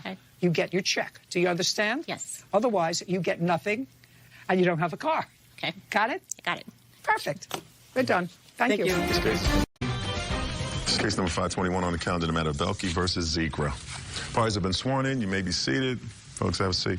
Miss Belkey, you purchased a doll, and you ordered this doll from the defendant who made it for you. She sent the doll to you, and you paid for it by a credit card? Yes. And then you looked at the doll, and you said, well, I don't think I like the doll. So you canceled the credit card charge. Yes. And the doll. So now you have the doll, and Miss Zigra doesn't have any money. So far, that's correct? Correct. And then, according to you, sometime later, you changed your mind. So you told the credit card company you were no longer disputing the charge. Correct. How much later? Maybe 2 to 3 weeks later. That's outrageous.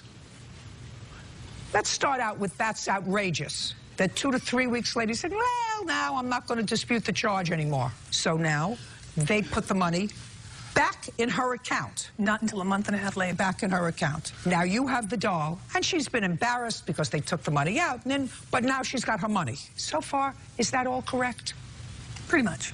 Then the money was taken out of her account again. How much later? I have no idea because I was not aware of this. I had closed my bank account after I sent the doll back to her.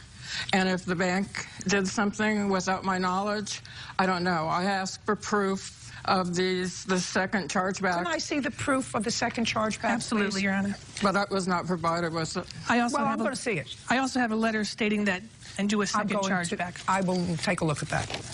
This shows the date where I was notified of the second chargeback on October 15th. Right.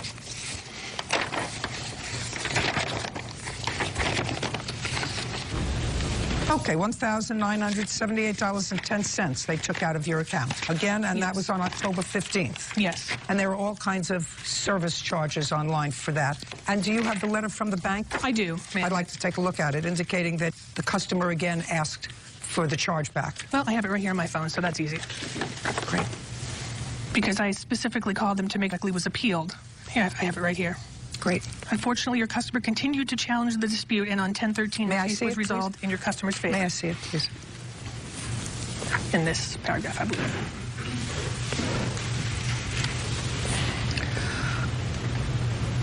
The case was preliminarily resolved in your favor on September 3rd. Unfortunately, your customer continued to challenge the dispute, and on October 13th, 2015, the case was resolved in your customer's favor. Because this resolution is final, we no longer have rights within the credit card network to continue challenging this dispute. It is within your rights to seek advice.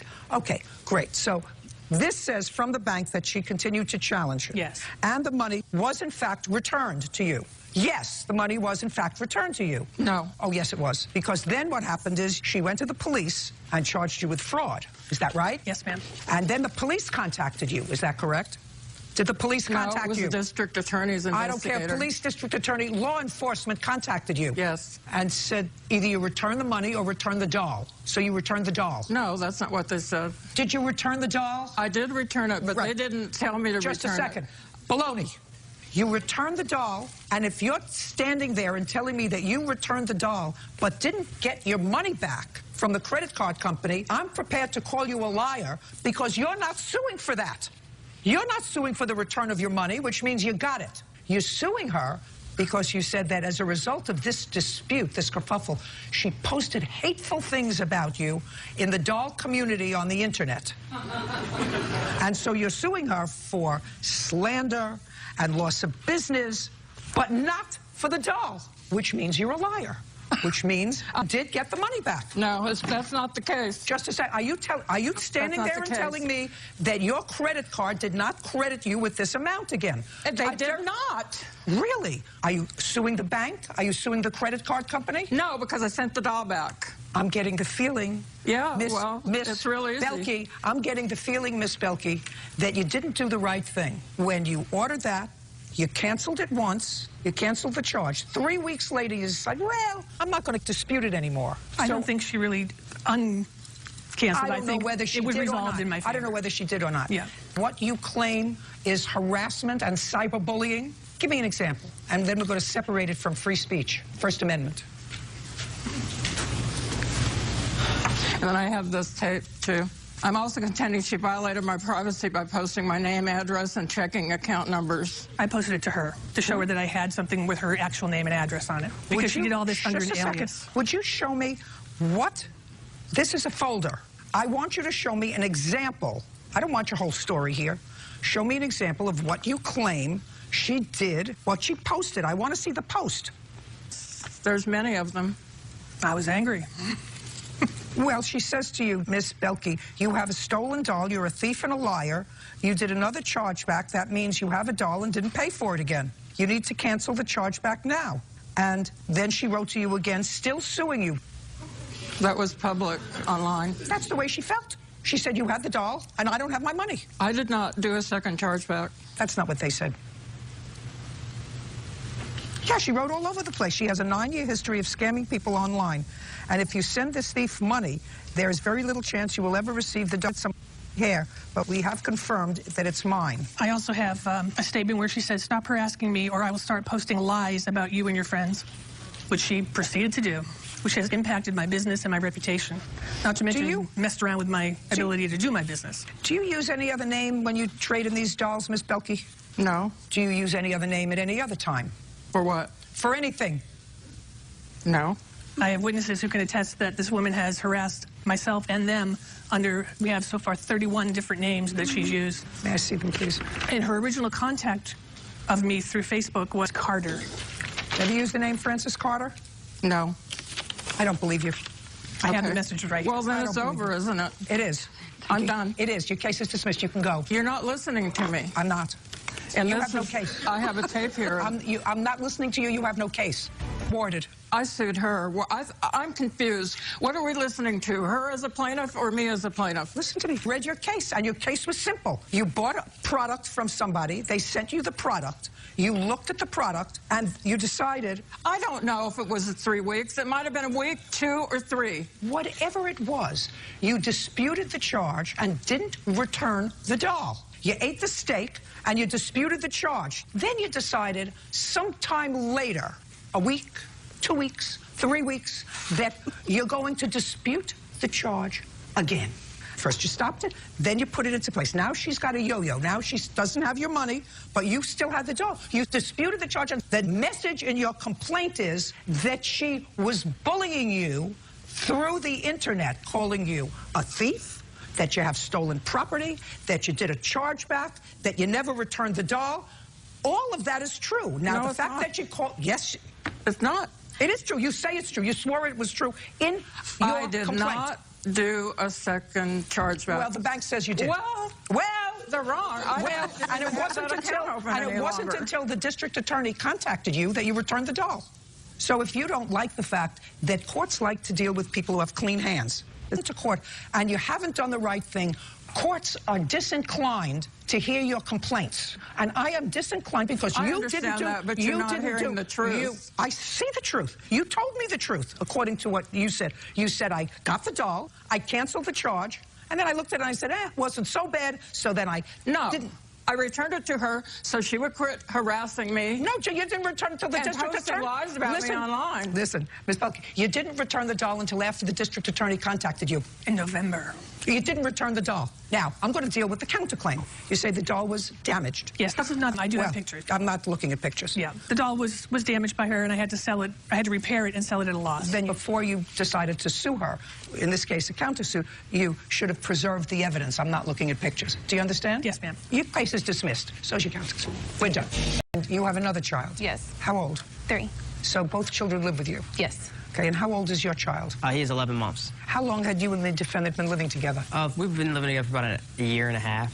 Did you move into her apartment? Did she move into your apartment? Or did you move into a place together? At this time, it was her apartment. How long had you been living in the apartment? About 4 or 5 months. And where had you... Another relative. This is what the case is about. You had an argument. Correct. The argument was on what date? February 2nd. And when you were living in the apartment alone, Miss Baker, how were you paying the rent? I work. So you work and you were paying the rent. When he wasn't there, he was living with relatives. Yes. You were paying the rent for you and your one child. Yes. So you had a fight, and according to your complaint, you left. Correct. And when you came back, which was the next day, Correct.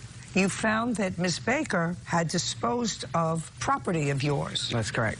And the property was your TV and Xbox. Correct. And that's what you brought to the apartment? I brought several other items were the more valuable things. And Miss Baker says, in response to that she took those items to the pawn shop because she needed rent money and she wasn't going to make herself homeless, so she sold your TV and Xbox. Yes. You can't do that. I don't care what you don't tell me what the police said. When the police go to law school, they can tell you what you can take advice from them. But you can't take his property out of spite, which is what you did. Because if you were living in the apartment alone and managing the rent yourself because you work, in one day you weren't so desperate as to have to take his property, not your property, his property to the pawn shop and dispose of it. Because we lived there together. I don't And the care. If TV he if- actually bought for my son for his birthday. That's baloney. If he left and took all the furniture, and if he said to me, we lived there together, so it was our furniture, what would you say? It was my furniture. I bought it. Right? Yeah. Well, the law is fair. It is gender neutral. You can't say it's our property because he brought it into our house, therefore it became our property. Just as he couldn't say to me, I took all the furniture, the couch, the bedroom set, the table and chairs, because it was our property. I lived there. It was ours. I took it to my nurse. Yeah, but that's how it happened. They let him take my keys and my credit card and said we lived together, so it was his too. No. That's not true. No, because you have a counterclaim. And your counterclaim is for a laptop, because you say when he came back to the apartment to get the rest of his things that you hadn't pawned, he took your laptop. Yes, he did. Which I did. Well, just a second. Why isn't it your joint laptop? Because I bought it specifically for me. It wasn't bought for the house. Well, just a second. Did he ever use it? Yes. Yes. Well, if he ever used it like you watched the TV, then it's your property. Yes. Great. And I think you do understand. So, when did you buy the TV? How much did you pay for it? I bought the TV in about September. I paid about $400. Show me. I actually don't have the receipts with me for the TV, but I do have estimates. I have printouts. On the way here, one of my suitcases was lost. Okay, so you bought a TV. What size TV did you buy? It was a 43-inch TV, LG. And when you bought it, it went right into the apartment? Yes, absolutely. Is that right? I brought it home, yes. How did you get that 43-inch TV to the pawn shop? My mom helped me. And what did you get for it? For the TV and the game, I got $300. And the Xbox? The Xbox last year, and I paid about $500 for that. It was a limited edition Xbox Halo. She owes you $500 right. for the things that she pawned. Now, let's get to the laptop. Did you return the laptop to her? I did return the laptop. Did he return the laptop? Yes. So you don't have money owed for a laptop taken without permission. Now, you have punitive damages for harassment. You have 2 seconds to tell me about the harassment. Yes. She does. Oh, sorry. The day he came to the house after the incident happened, he showed up to the house with a gun, and I felt threatened by that, and I also told the police that I felt threatened by what's going on. Let me ask you this question. He has a license to carry a concealed weapon. Yes. And he had the gun in your house for all the time you lived together? No. You never saw it? No. Really? Just purchased this firearm that was with me, and I had just left the gun range, and it just so happened to be on my hip at the time when I had walked into the apartment. The gun. Just a second. Yeah. Did you take it out? I did not take the gun out. Did he take it out? He didn't take it out, but Fine. he lifted his shirt up so I can see it. I didn't lift the shirt Just up. a second. That's a lie. Did he take it out? Did he point it in your direction? Did he threaten you? You felt threatened. Is that what you said to me? Yes. Felt threatened. Oh, okay. You don't get paid for that. You owe him $500 for the things that you sold, and you got your laptop back. What? Can I just say this before? I just want to mention that the TV was worth $400. Good. The Show Xbox me was $500. all you have to. I don't know what it's worth, sir. All I want you to do is show me the receipts for it. You don't have the receipts for it. You don't have the receipts. I'm awarding you $500. Do we understand each other? I understand. Perfect. Thank you. Thank you. That's case number 573 on the calendar in the matter of Kennedy versus Bannister. Thank you. You're welcome, Judge. Parties have been sworn in. You may be seated. Ma'am, have a seat, please. Miss Kennedy, let me see if I understand the facts in this case. You have one child with the defendant. Correct. And that child is a girl? Yes. And she is currently 13 years old? She's 12. And did you and Mr. Bannister ever live together? For, I would say, about 3 months. Is that correct, Mr. Bannister? 3 to 6 months after she was born, yes. So it would be a fair statement, Mr. Bannister, that your daughter, but for the first 6 months of her life, didn't live with you. That's correct.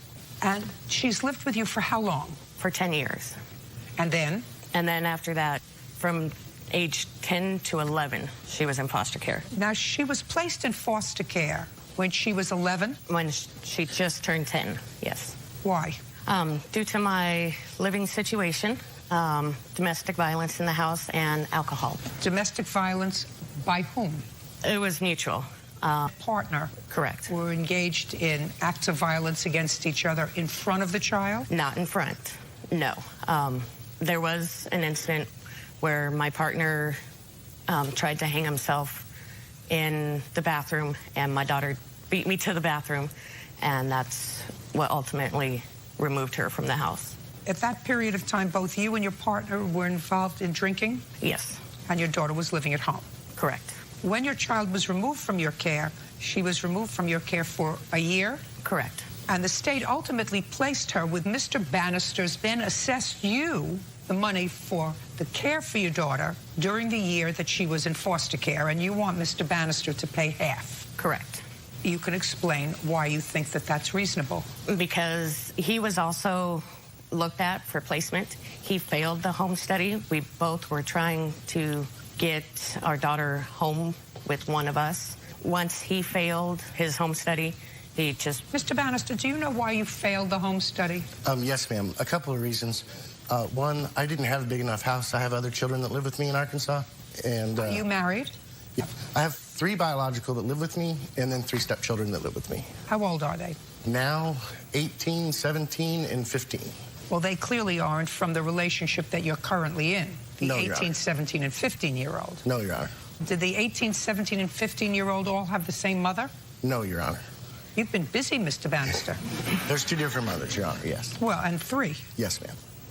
You've been busy. Okay. What's your daughter's name, the one that you have in Miss Kennedy, first name? Kyla.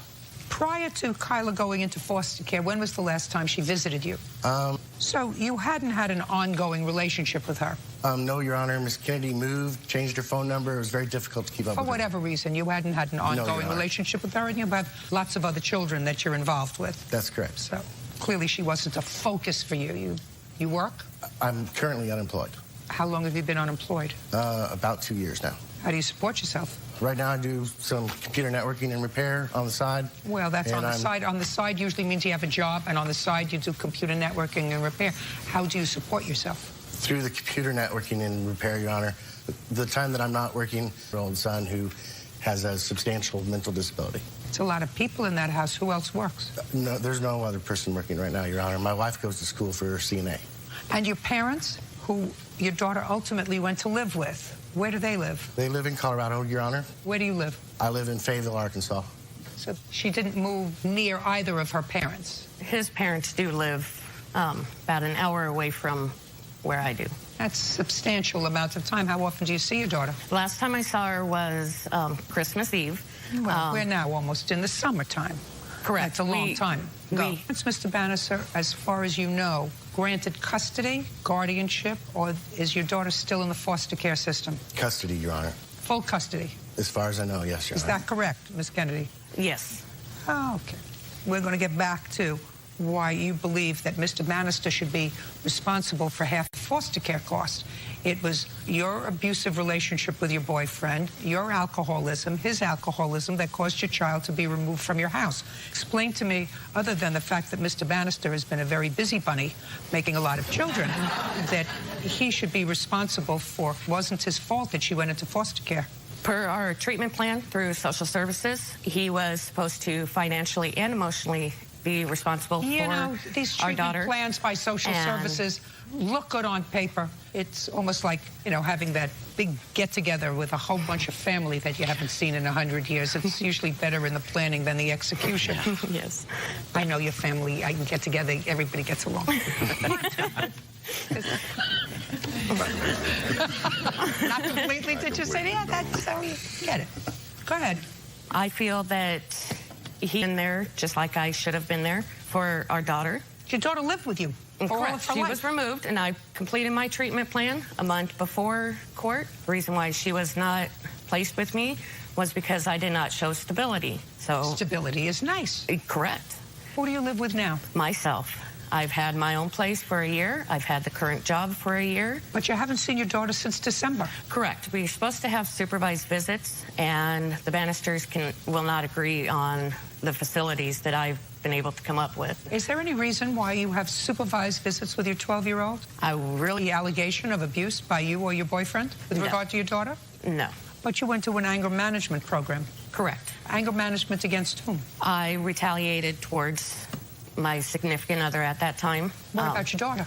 She was not there at that time. Where was she? She was down at a friend's house. This isn't a one-shot deal. I was arrested for harassment. I pled guilty. I went through, instead of domestic violence classes, went through 24 weeks of anger management, completed it, probation, everything has been dismissed. Okay. 30 seconds or less, you want to tell me why you think you have no responsibility for paying half of these costs? Your Honor, I don't owe Bethany money because my daughter being taken away from her was not my fault. I didn't even know where she was. She didn't let me know where she was. I hadn't been able to talk to my daughter. It wasn't from a lack of I didn't want to. It was clearly Beth moving, changing her phone numbers, and so when I found out a couple of days after they had removed Kyla from her home, I immediately did whatever social services needed me to do. I went out to Colorado on several... Go to Colorado, Mr. Bannister. 3, Your Honor. I went for a TDM, and then I went for a 5-week... TDM? As team decision-making. Team decision-making meeting, yes, A ma'am. team decision-making meeting means that your daughter had some input with regard to where she wanted to go. No, ma'am, they did not allow her that. Correct. Really? No, ma'am. Because somebody who's 12 years old really should have input as to where she wants to live. I thought so. Yeah. Yes. Would have been nice. The only problem is, Mr. Bannister, there is no question in my mind that you get some state assistance to take care of all of these children who live with you if the only thing that you're doing is on the side where somebody in your house gets some money from someplace. My son with a disability does receive Social Security. So you mean the entire family of 5 lives on your son's Social Security? He gets his Social Security. My stepdaughter gets, she had a parent who passed away. So she gets Social So Security. she's getting some sort of Social Security benefit. So that's 2 of your children who so far getting Social Security benefits and supporting 5 people. What else? That's all, Your Honor. Well, then it's clear that if they did a home study of you, Mr. Bannister, they would find that you didn't have enough money to take care of yet another child. Then you would have had the federal government and state giving Social Security to 2 of them. Your Honor, back then I had just gotten off work and was still on unemployment when all this came up. You weren't working. Right. I had lost my job May the year before, so I was still on unemployment when this came up. Mm-hmm. Okay. Ms. Kennedy, let me make this as quick and hopefully painless as I can. I like to place, and I believe that it's fair for courts to place squarely blame where blame belongs. You had your daughter for all of her life. Correct. You entered into relationships, probably more than one, that were both chaotic, alcohol, and because this was not a one-shot deal, there is no question in my mind it wasn't a one-shot deal. Your child was removed from your care. That is your fault. Period. Now, the fact that the child has 2 parents who should be contributing to the child's support, which is really the basis for your lawsuit, has to be weighed, as far as I'm concerned, against your fault in putting your needs ahead of that of your daughter's for a period of years, because this, as I said, was not a one-shot deal. Now, Mr. Bannister's parents have taken on the responsibility, both financial and emotional, to take care of formative years pretty well scarred by your bad behavior. And Ms. Kennedy, quite frankly, the court system, this judge in particular, has no intention of allowing that blame to be shifted to anyone else but you. It's your fault your daughter was removed from your care. It's your fault that she spent a year in foster care. It's your fault because otherwise Mr. Bannister's situation would never even have been visited by social services were it not for your fault. Your case is dismissed. Thank you very much. That's all. Much in dispute. Mr. Johnson, you were flying craft, and you were flying it with someone else, I assume this lady. You had some mechanical difficulties which forced you to make an emergency landing of the plane. You made an emergency landing in the plane, and you landed on Mr. Peterson's property. Mr. Peterson has a pea farm, and you landed on and then tried to take off from his property, which caused the destruction of a young pea crop that he grows for a living. I assume it's part of a larger farm. Is that correct? The peas were just a day from being just harvested. pay attention. I don't care about your peas, Mr. Peterson. I'm just going over the facts of the case, which are really not much in dispute. So the peas had been planted, and they were both landing and trying to take off several times from the property. Your claim is that you are responsible for new seeds so that he can plant a new pea crop. That's what you figured. And as a result of that, you sent him a check for the feed for $150. Mr. Peterson says that is really not the value of the destruction to his property. The value would be what he could have gotten for that crop, and he picked it, which he says was right around the corner. It's really not terribly relevant as long as you had cultivated and planted it, and that is the measure of his damages. So we are not here to determine the issue of liability. You do understand that you are liable. Yes, I do. The question is, what are the damages? So the first thing that I want to ask you, Mr. Johnson, is you sent him a check for $150. When did you send that? On the 2nd of December. Mr. Peterson, did you cash that check? No, I didn't. Perfect. Then we don't have to even raise the issue of whether or not you accepted that in satisfaction of what you believe he owed you. My next question to you is, sir, how long have you been cultivating commercial use? About 23 years. And do you have any records, sir, of how much money you were paid for the peas in this particular piece of property over the last 2 decades? This was the first time in about 10 years that I've had peas. 10 years ago, when you raised peas on this property, do you know what you got for them commercially when you sold them? I don't know dollar-wise, but pound-wise, it was about 4,800 pounds of peas per acre. Mr. Peterson, let's try to make this easy. You get for the peas 10 years ago. Well, you have to go out and figure that out, sir. They harvested the next day, this whole field. Well, then you don't have any damages. Yes, because they had to leave where the plane had went down. They had to leave that area because those peas were spoiled. Well, how much of the property was spoiled? It was 0.78 acres. So less than an acre. Yeah. How many acres is the entire lot? 260 acres. And how much did you get for the entire 260 acres? How much in dollars? It would be pound times 4,760 pounds per acre. Mr. Peterson, this is what I want you to do. Can I calculate that for you? I want you and Mr. Johnson to go outside. Yes. And this is what I want you to do, Mr. Johnson. He's got a lot of facts right at his fingertips, but he doesn't have exactly what I need. So he's going to take my calculator, unless you have your own, go outside, and I'm telling you what your liability is. Your liability is for the lack of commercial remuneration he received on 0.78 acres. Do you understand? I understand. Go out, because I have no intention of sitting here and doing this now. I have other things to do. Thank you. Number 345 on the calendar in the matter of Monahan Gelbon versus Wiley. Thank you. You're welcome, Judge. Parties have been sworn in. You may be seated. Sir, have a seat. So this is what this case is about. You hired this gentleman to do some tile work in your house. According to you, the agreement was you were to pay him $3,000 for materials up front. You gave him the $3,000, and when he completed the balance of what you owed him, which was how much? I believe that... Now, listen to me. Sit over there. You're the daughter? Yes. In-law. Don't speak to her. Now, when he finished the job, what did you pay him? The last payment was $2,600 even. Now, do you have, Mr. Wiley, a total invoice for that job? Total invoice is $7,200. Do you have that with you? Yes, I do. I'd like to see it. And I never received it.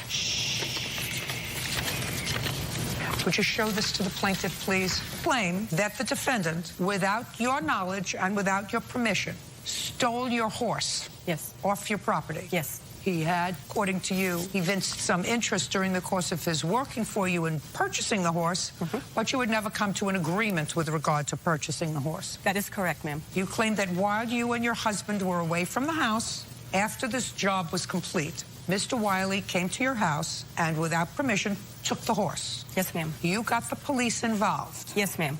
Ultimately, the horse was returned to you after the police were involved and after you had started the return of the horse. Correct. Just listen to me. You and Mr. Wiley made an agreement to settle the civil suit. He would return the horse, and you paid him an additional amount of money for the completion of the job. Correct.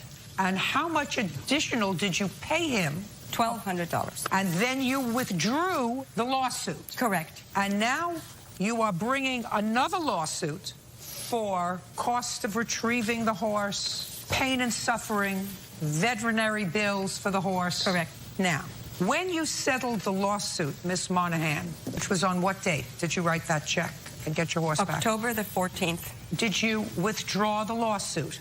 Yes, ma'am. Do you have a copy of that? Yes, ma'am. Right here. There's a title to the horse, too. No. Just give me what I asked for. When did you pay for someone to help find the horse? That very same day. October 14th? October the 14th, yes, ma'am, and I have the check for that, too, or copy of it. I'd like to see it. Absolutely. This says the matter was withdrawn on October 20th. Yeah. I went When the you week said October... is when I retrieved the horse. Just a second. You withdrew the action on October the 20th. 20th, correct. But on October 14th, you paid somebody a reward. Yes, ma'am. I did. Of $500. Yes, ma'am. So at the time you withdrew the action, you had already paid that amount, $500. Yes, that same day. Now, I want you to show me the veterinary report on the horse after you retrieved it. Right here. It's a medical report.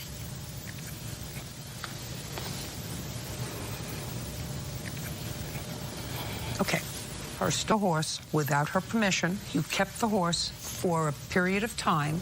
She located the horse, paid someone a reward to help her find the horse. You concluded your business arrangement with her by accepting $1,200 for the balance due on the job, and you returned the horse. So now I would like you to tell me your side of the story. Back in May of this year, I originally started doing some work with her on her house. I got that. You were doing tile work. Right. She paid you some money up front, and you did the work. The work was completed. Okay, let's get to the horse. She had offered the horse to me for $2,000. I told her that I could not afford. For you, the horse for $2,000. You're there to do tile work on her house. We went back. She just showed me the horses. The horse showed interest in me. The horse hated her. You know, you let your doctor horse do showed it. interest. I'm not interested. The horse showed interest in me. I said I cannot pay $2,000 for the horse. We made an agreement. I'd do the job for $6,000 and $1,200 for the horse, for a total of $7,200 for the job. In that time, my son went over and started looking at the horse, and I made a deal with him that he could have the horse. Every day for 2.5 months, my boy was over there working with the horse, training the horse. In that period of time, she started backtracking. Well, I think we should do a 90-day contract. And at the end of 90 days, if it does work out, I'll give you your money back on the horse. You didn't like my trainer. What do you mean you had a trainer involved? The horse is a 3-year-old unbroke horse. Never been ridden, no training whatsoever. She didn't want my trainer. She started telling me what I could do with the horse, what I couldn't do with the horse. If I could take the horse, what I couldn't take the horse. I told her, Dottie, that horse is mine. It's been paid in full. I'll do anything with that horse I want. Shh, quiet. Just a second. So far, the horse hadn't been paid for in full at all because you were still talking to her and working at the same time, according to you. According to you, you were still there. Your son was still coming over 2.5 months while you were working, and she was giving you money, but so far the horse wasn't yours because you had... The job was done. When did you complete the work on the job, End of May, June. I'm not exactly sure the dates. In May, well, June. Then say I'm not... Listen to me. I know it's hard for men. Okay. I want you to practice these 3 little words. I don't know.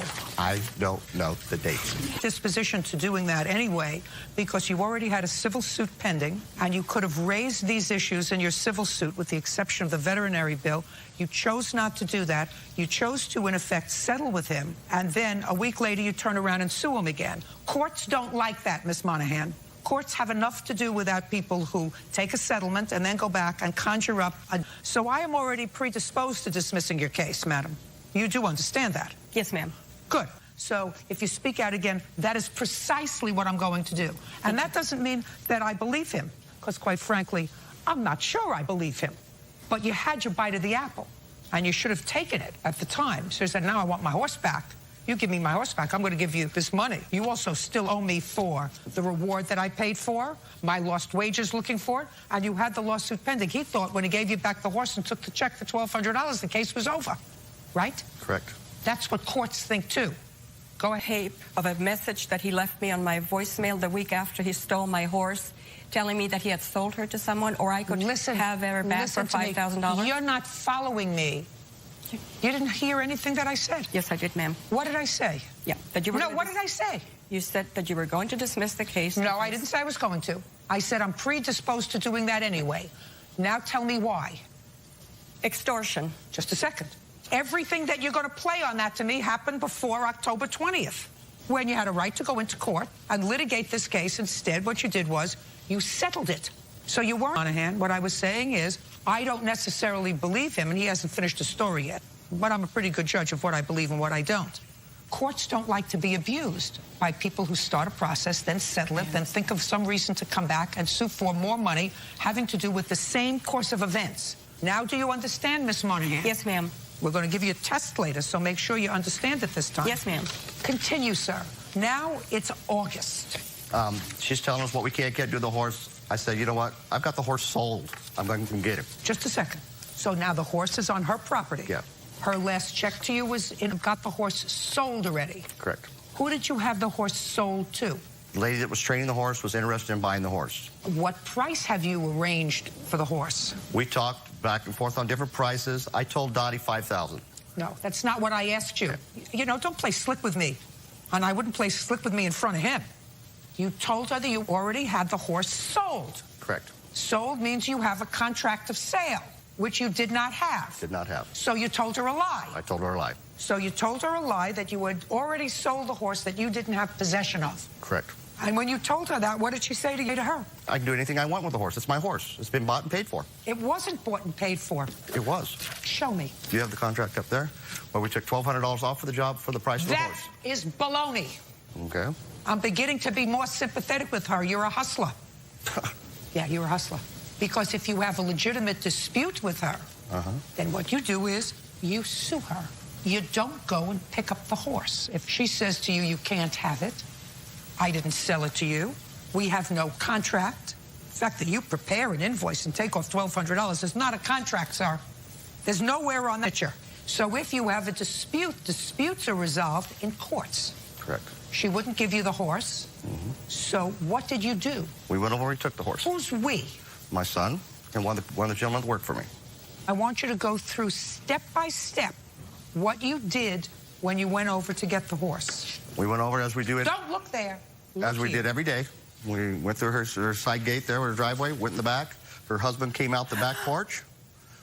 We grabbed the horse, put the halter on it, walked her off the property, walked her down the street, put her in a trailer, took her to the new place we're boarded. On what date was that? That was date did you find out that the police were involved? I'm not aware of the date. How much after you had the horse? I would say a week after, approximately. I don't believe your father, and I don't believe you, if you're going to support what he says. It's a very good lesson in what happens when people resort to self-help to resolve disputes. Now, do you understand? Yes, ma'am. Perfect. Because I could ask you several questions, and I guarantee you I will not be satisfied with the truthfulness of your answers. You want to try?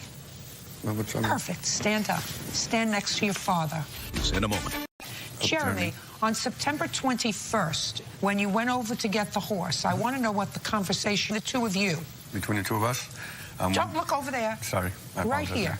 The conversation we had was that because due to the fact that that was my horse, under my... I asked what the conversation was. The conversation was she's being difficult, stuff like that. We need to get my horse out of there because it was my horse. I had fallen in love with it, me and him and her. I asked you what the conversation was. So far, the only thing that I believe was we're going over to get the horse because she's being difficult. Yeah. That's conversation. Okay. We're going over to get the horse. We need to get the horse out of there before anything else happens, before she started putting a whole bunch of more stuff in it. Because I was the one training her, had been doing Sit things. down. So you went over there and resorted to self-help because you had a dispute over a horse. You went over to her property and took it. That's what happened, right? Yes. Right. Well, then you do, as a matter of fact, I think, owe her for all of these things. You owe her for a vet bill, $105. You owe $500 that she paid for somebody for a reward to help locate the horse. That's $605. And because you resorted to self-help and caused a lot of people aggravation, I'm also awarding her $1,000 Wait a second. $1,605. Your counterclaim's dismissed. Why is that excuse? Okay. It is your claim that the defendant, who is a dog groomer, misgroomed your dogs. Yes. And you want her to pay you $5,000. Are these the two dogs that she did not groom correctly? Actually, the red one is the one she did not groom correctly. The white one is what she was supposed to look like with the long coat. And when did she groom this one? On October 13th. Of this year? Yes. They'll grow. I understand that, Your Honor. I bought long-haired dogs because I like the long hair. I had long-haired dogs. I still have one long-haired dog. I have long-haired dogs that look very similar to this, only that are smaller. But your remedy is not to sue her for $5,000. That's not happening. I specifically asked her not to cut my two blondes and my red one. I got it. And when I I got went it. to pick She did them the up, wrong thing. Why do you think that that's worth $5,000? And $5,000 is going to make her be the same? No, it will not. I will never. She's priceless to me. Absolutely priceless. Good. Did you pay her for grooming that one? No, I did not. So you didn't pay her for it? No. So what do you think she owes you? I believe she owes me for ruining my dog. Listen to me, Miss Guevara. She's not paying you $5,000. You didn't pay for the grooming. If you had paid for the grooming, I would have directed. If I found that she didn't groom it to your specifications, I would have directed that she return the money. She's not paying for your pain and suffering. She's not paying for your aggravation. She's not paying for the fact that it'll take time for the dog's hair to grow in 6 months or 8 months. 3 years. 3 years? She's not paying. Abuse yourself of that. The color of my dog will never be the same. Listen to me. You're not getting compensated for that sort of mental distress. Your Honor, I don't think you understand. I understand everything. I had Shih Tzus. I understand exactly what you're talking about. She's not paying you $5,000. She's not paying you $1,000. She's not paying you $500. Unless you have specific out-of-pocket expense as a result of what you say was a grooming gone awry, we're finished here. Guevara, do you have any other out-of-pocket expense as a result of the dog being cut too short? My dogs had diarrhea for 5 days after this. I had to get medicine from the vet because it was so bad. She just stressed them so bad. Is your vet here? No, my vet is not. Well, then I can't take your testimony unless you're a trained veterinarian that the reason your dogs had diarrhea was because of stress because their hair was too short. Do you know how ridiculous that sounds? Now, if you tell me that somebody groomed my dog and cut them because they shaved them too close and I had to take the dog to the vet, the dog had to be on antibiotic, I'm willing to see that. From diarrhea for 5 days as a result of their hair being cut too short. Do you work? Yes, I do. Then you should have better things to do with your time. Very cute dog. Is that your dog? Yes. Do you like the dog? Yes. I happen to think the cut is adorable. And where do you live? In the Bay Area. In the Bay Area. Is it warm there or cold there? I don't know what the weather is like there. It varies. It varies. So sometimes it's warm. I guarantee you your dog's going to be much happier short. You just give You can't guarantee that. That's all. Your case is dismissed. Yeah, it's case number 508 on the calendar, the matter of Dixon versus Kuchik. Thank you. You're welcome. Judge Parties have been sworn in. You may be seated. Ladies, have a seat, please. Ms. Dixon, you went to the defendant's shop to have another tattoo. You had already had a tattoo at his shop. You wanted something else. You went there. He did something for you. And you claim that owing to unsanitary infection, he also didn't do a good job. You want your money back, your medical bills, and pain and suffering. So far, that's correct? Yes. Mr. Kuchik says there was nothing wrong with the work he did. He did not cause any infection to your leg because of the location where this tattoo was placed. It is usually painful because it's a delicate area. Actually, Your Honor. Shh. He volunteered to make any modifications that you wanted when you came in and you wanted some correction done to the tattoo. He says he owes you nothing. Now, when was the first time that you had a tattoo with Mr. Kuchik? When I was 15, I had one on my mom. Is that the first tattoo that you had had? No, it was the third. When you were 15? I actually did something really stupid, and she wanted it covered up, so that's why I got it. How many tattoos had you had by the time you were 15? 3. How old are you now? 20. How many tattoos have you had since you're 15? Altogether, I had 6. Why? Because I like tattoos. Why? I just think they're pretty. Do they hurt to have done? They do. How many times have you had infections? I have never had an infection, and I also had one on my ankle and my foot before these. So this was the first time? Yes. Would you have other tattoos? No, not after this, after all the pain I went through. So you're finished? Yes. With tattoos? Well, that's smart. I was put on bed rest and had to miss work. Listen, smart. Now, did you perform the tattoo service? No, I did not. Who did? A gentleman that was working in my studio, Mike. Okay, but it's your studio? Yes. Okay. Mr. been working for you for long? Approximately 6 months or so. Is he still working for you? No, he's not. At the time he worked on Miss Dixon, how long had he been working for you? About 5 months, 4 months. Your Honor, can I to you? I want you to tell me at the time that he did Miss Dixon, which was on what date? February 8th, Tuesday. How long had he been working for you, Mr. Kuchik? Approximately 4 months. And he worked for you for 2 months after that, is that right? About a month or so. I don't have exact dates or anything. Well, I want you to get exact dates, sir. That's why we're here. You can't testify to anything that this other person did because you didn't do the work. So I'm going to ask you very generic questions that, as the business owner, you should have an answer to. Okay. You had a tattoo person working for you. He was working for you for approximately 6 months. I asked you how much after, it was on February 8th, did this man work for you? Well, about a month. I just got rid of him less than a week ago. Why did you, I'm using your term, get rid of him? Well, he just went on as No, that's not. No. Mr. Kuchik, you don't say he decided to move on and use the term I got rid of him. That's different. It was a mutual agreement. No, that's not mutual. There's nothing mutual about I got rid of him, Mr. Kuchik. There's nothing mutual about I got rid of him. Okay. We understand each other? Sure. You want to tell me why he left? Don't look over there. Look over here. Why did he leave? A little bit of everything with this going on. What? With the Now, whole... I'm not saying that anything that he did was wrong or anything else. I just want to know why you, as his boss, got rid of him. With this whole lawsuit deal, it's making my studio look bad, in a nutshell. Well, are you a fair person, sir? I like to think so. Have you had other tattoo artists? Oh, yes. How many? I would say probably about 8 or 9. Have other people complained about your tattoo artists? No, ma'am. Ever? No, ma'am. So the only one that you had complaints about was this man? And only one complaint. Just a second. The only complaint that you had was with regard to this man? Yes, ma'am. Believe that this complaint is unfounded, you wouldn't get rid of the artist, would you? That would be unfair. Well, that's what I was trying to explain to you. No. Just listen to my question. Okay.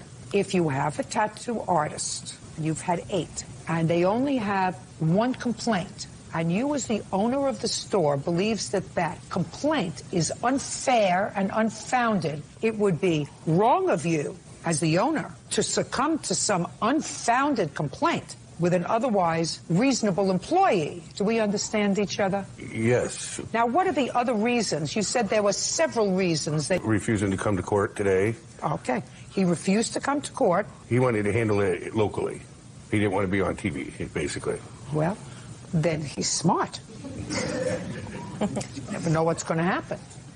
Now, where had he worked prior to your shop? He worked at a place called The Trap, I think it's called. I don't know. I don't even know where you live. The Trap. Is it another tattoo establishment? Yes, ma'am. How long did he work there? I'm not sure. Didn't you check his references? No, actually I didn't. Why not? I just checked out his portfolio, and I've seen some of his work. He brought clients that to them. Okay. That's how I made sure that he was up to par. Okay. And he worked for you for 4 months, and you let him go for 2 reasons, according to you. Is that right? Somewhat, yes. What are the other reasons, Mr. Kuchik? Well, because of the court deal, and because... You do understand that if you fire somebody because they refuse to come to television, they could bring you to court. It wasn't so much a firing, you know. You told me you got rid of him. What does that mean? But I also said that it was a mutual agreement between the two of us. No, first you said I got rid of him, then you thought better of what you said. I'm a little nervous in front of a judge. You don't have to be nervous in front of me, sir. Dixon, this man Do you want to see my foot, or do you want to see pictures? I want to see foot. Okay.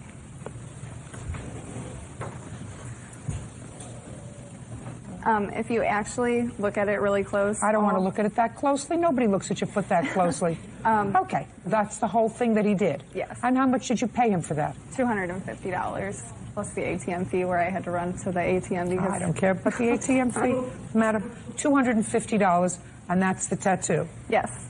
Okay. Now, have you shown that tattoo to Mr. Kuchik? Yes. What do you think about that work, sir? I saw it 3 days, reading it recently. Oh, well, I would like her to show it to you. It could use a little touching up, but it's not bad. Touching up where? Just like weak lines. Some of the lines could be sculpted slightly better. But when it comes to a foot and an ankle, there's a lot of bending and movement, so that's par for the course also. Okay. Now, I'd like to see the medical records that you have.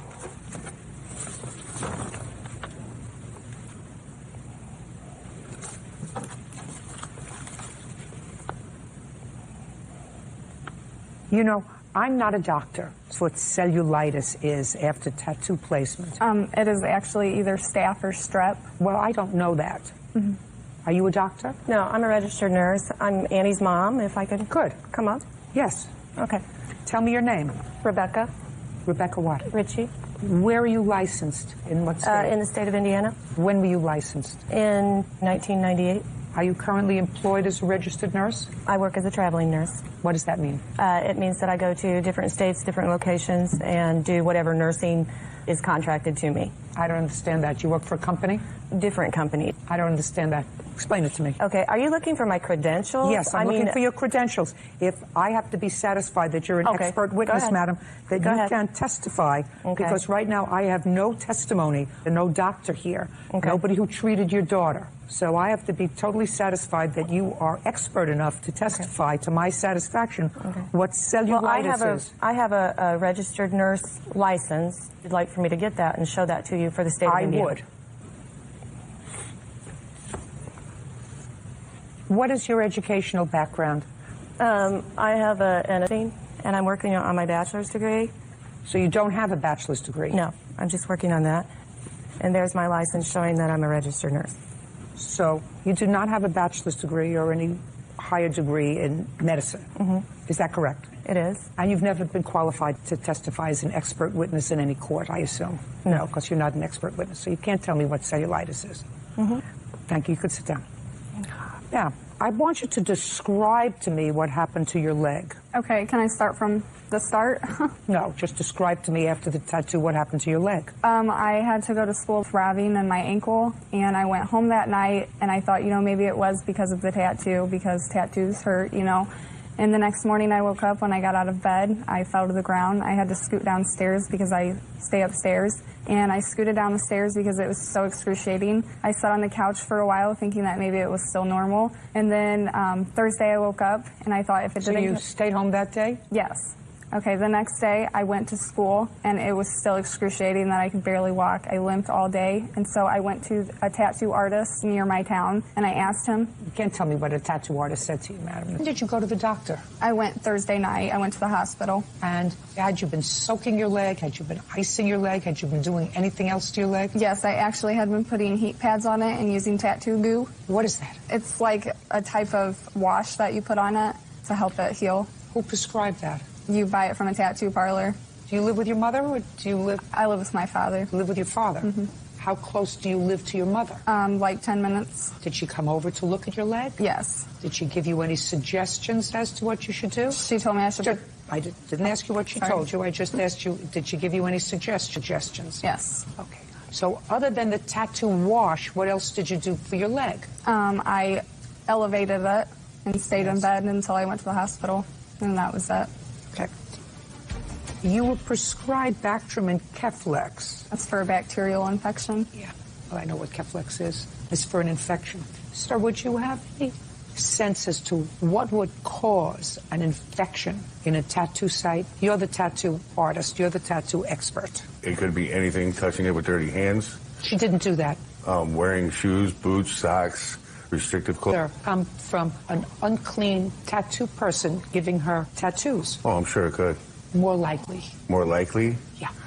It's so easy to keep everything sterile in this business. I mean, as long as you go by the guidelines, Well, it would be easy for me, sir, to ask about that, except that the person who works for you refused to come to court, and you can't testify as to how he in fact worked. But what I do know is it is common sense to know that you're not supposed to get an infection after a tattoo. And since I can't examine the person who did the tattoo to determine appropriate cautions in giving her this tattoo, and there is no question that the infection, because this was some sort of an infection that occurred at the tattoo site, that's according to this report, it was at the site, then I must assume, for the purpose of small claims proceedings, that it was as a result of the person who administered the tattoo. Can I say something? What? He also has a fish shop in there now, and as his employee was giving me the tattoo, he was not there, and he was running back and forth to service people in the fish area. Well, let me ask you this question. Seemingly intelligent woman, other than the fact that you've had half a dozen tattoos on your body. If somebody were going to do something filthy while they were using needles around me, I would get up and leave. So don't sit there and tell me that, you know, he was getting up and doing something and servicing customers and then coming back to work for you when you sat there. That's stupid, right? Yes. Somebody's doing something that looks dirty, and you're telling me about it now. So you're telling me about it now, knowing that at that time you were thinking about it and saying, why is he going to take care of fish and then coming back, take care of me, or lizards and coming back and taking care of me? So you must have remembered it. You would say thank you very much. I also did not want to leave with a half-done tattoo. Well, that's stupid. Don't you understand that that's stupid? Yes, but then I wouldn't have gotten my money back, and then I would have had to go pay more money. You got an infection instead. That's smarter. Is that smarter? No, but I didn't think I would obtain an infection because that's why I paid good money. That's what happens when somebody who's not clean puts needles around your body. And that's what you were complaining about. So he's responsible for your medical bills. What were your medical bills? I didn't have any medical bills. I had medicine and the... Well, you went to the doctor. Yes. And? You didn't pay for that? No. You had medicines. Did you pay for that? Yes. How many? No. How many days did you stay home from work? I stayed home 3. Do you work? Yes. What kind of work do you do? I work at Sears. How much do you earn a day? $7.25 an hour, and I usually work 6-hour shifts. Now, do you have a written estimate from anyone else as to how much it will cost to neaten up this tattoo? I have some papers here, too. For what? Well, release that she signed, our autoclave records, our bloodborne pathogens. I don't care about your autoclave records. Oh, I don't buy this, madam. It's expensive ridiculous. because he told me if I did lazy surgery. Yeah. It's ridiculous. You paid $250 for the tattoo. That's not all that bad. You want this person typed up a letter that they want $800 to fix it. That's not happening. And also, shh. Okay. Just sign this. I did. Case is dismissed. You signed a release. You signed a release and you say you're over the age of 18 years old. My signature below, I certify that I'm over the age of 18 and willing to submit of possible complications such as, but not limited to, infection, allergic reaction, or rejection of the ink. I have received a copy of the suggested aftercare instructions, which I have read and fully understand, and assume full responsibility for aftercare and cleanliness. Did you sign this? Yes, you did. So why are you here? Because I shouldn't have gotten an infection. Well, but that's what they say happens sometimes when you get a tattoo. But you know what? Even with the infection... I've been not speaking to you. Okay. That's what happens. And I also have to live with the tattoo for the rest of my life that not only caused me to pretty much lose my job almost. Are you going to speak for the three of you? I'm going to do my best, yes. And they're going to chime in. Well, no, they won't chime in. Nobody chimes in here. We don't just hop in. We just have a spokesperson for a group. It's tidier that way. And Agreed. From what I gather, you had most of the contact with the defendant. Is that correct? That's correct, Your Honor. Okay. So prior to your interaction with her over these friends and family reduced rate ski passes, I gather that you did not know the defendant. Not personally, no. I met the defendant through a coworker. You met her per the internet? Over the internet, yes. It was back in May when we were all socially distanced. Is today the first day you met her in person? That's correct. So all of your other dealings with her had been over the internet? Correct. Through a coworker who somehow had interactions with her. And this is what your case is about. Miss de Blasio said that she could secure discount rate friends and family ski passes. And you said, oh, that's great, because I ski, and I assume your other two friends ski as well. Where do you ski? Well, we ski all over California, but our home base, per se, is Mammoth Mountain. Okay, and what are the name of these ski passes? They're called pass holders for Icon, so we know the pass very well. How much is the usual rate for an annual pass? You bought annual passes, correct? That's correct, for the season. And they're usually around $1,000. Per ticket? Per season pass, correct. How much was the defendant offering to sell them for? $500 for no blackout dates, which means that you can ski any day of the year, including holidays, and then $400 for blackout dates, which means you cannot ski for the holidays. Well, so that's a pretty good deal. That's a 50% reduction. That's right, yes. Or more, if yes. you decide to give up holidays. Exactly. What did you choose? All year round. And what about your two friends? Likewise. Both Jonathan Friedland and Nick Shore paid Vanessa for $500, and then Matt Miwa, who couldn't be here with us today, chose $400 with blackout dates. Okay, well, he's not here today. That's right. Is that correct, gentlemen? that each of you paid the defendant $500 for a year-round ski pass that did not exclude holidays, so you could ski during the holidays. Yes, that's correct. Is that correct? Yes, that's correct. How did you make your payment to the defendant? I paid Victoria via Venmo, and then she transferred that money to Vanessa. And then I paid Vanessa. Is Mr. Blasio? Yes.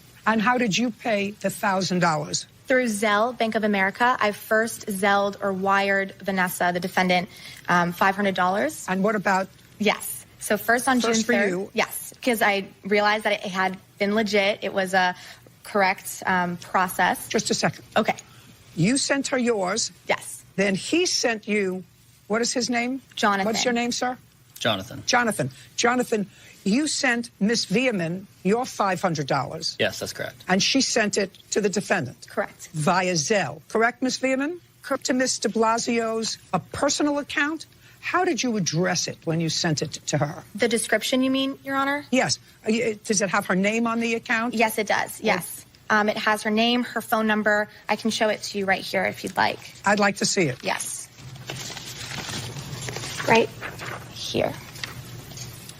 Name, phone number, June 4th, Icon Pass. Okay. And Vanessa, is that your phone number? Yes, it is. Okay. So you received from these three people to your name and your account $1,500. Is that correct? Not from was $1,500. I never received any money from Jonathan directly. I don't care whether you received it directly or from these three people, you received $1,500. No. For 3 ski passes. No. Well, she sent you money from Jonathan. Correct. But from these 3 people in total, you received $1,500. Yes, Your Honor. And what they were purchasing were Icon ski passes. That's right. And the Icon ski passes turned out to be fraudulent. Yes. Were each of you notified that the Icon ski passes were fakes? Yes, Your Honor. We all 3 got this fraudulent email.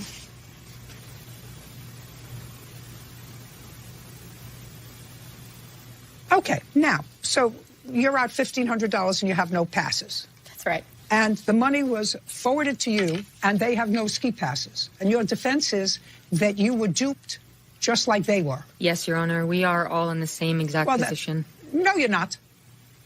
No, you're not. They gave you money.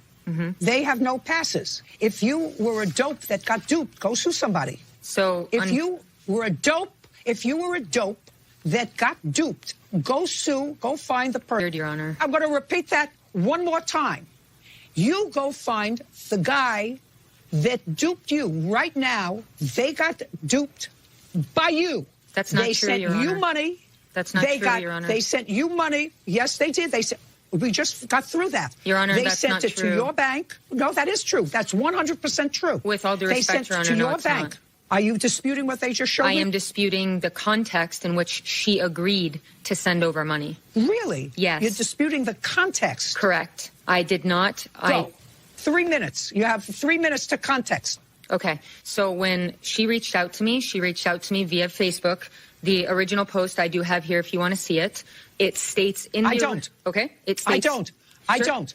Okay. I don't want to see it, and don't tell me what it states. Okay. What I'm telling you is you have to go find the person that duped you if you were a dope that got duped. They sent you money. They can touch you. They can see you. You go find the person who disappeared that duped you.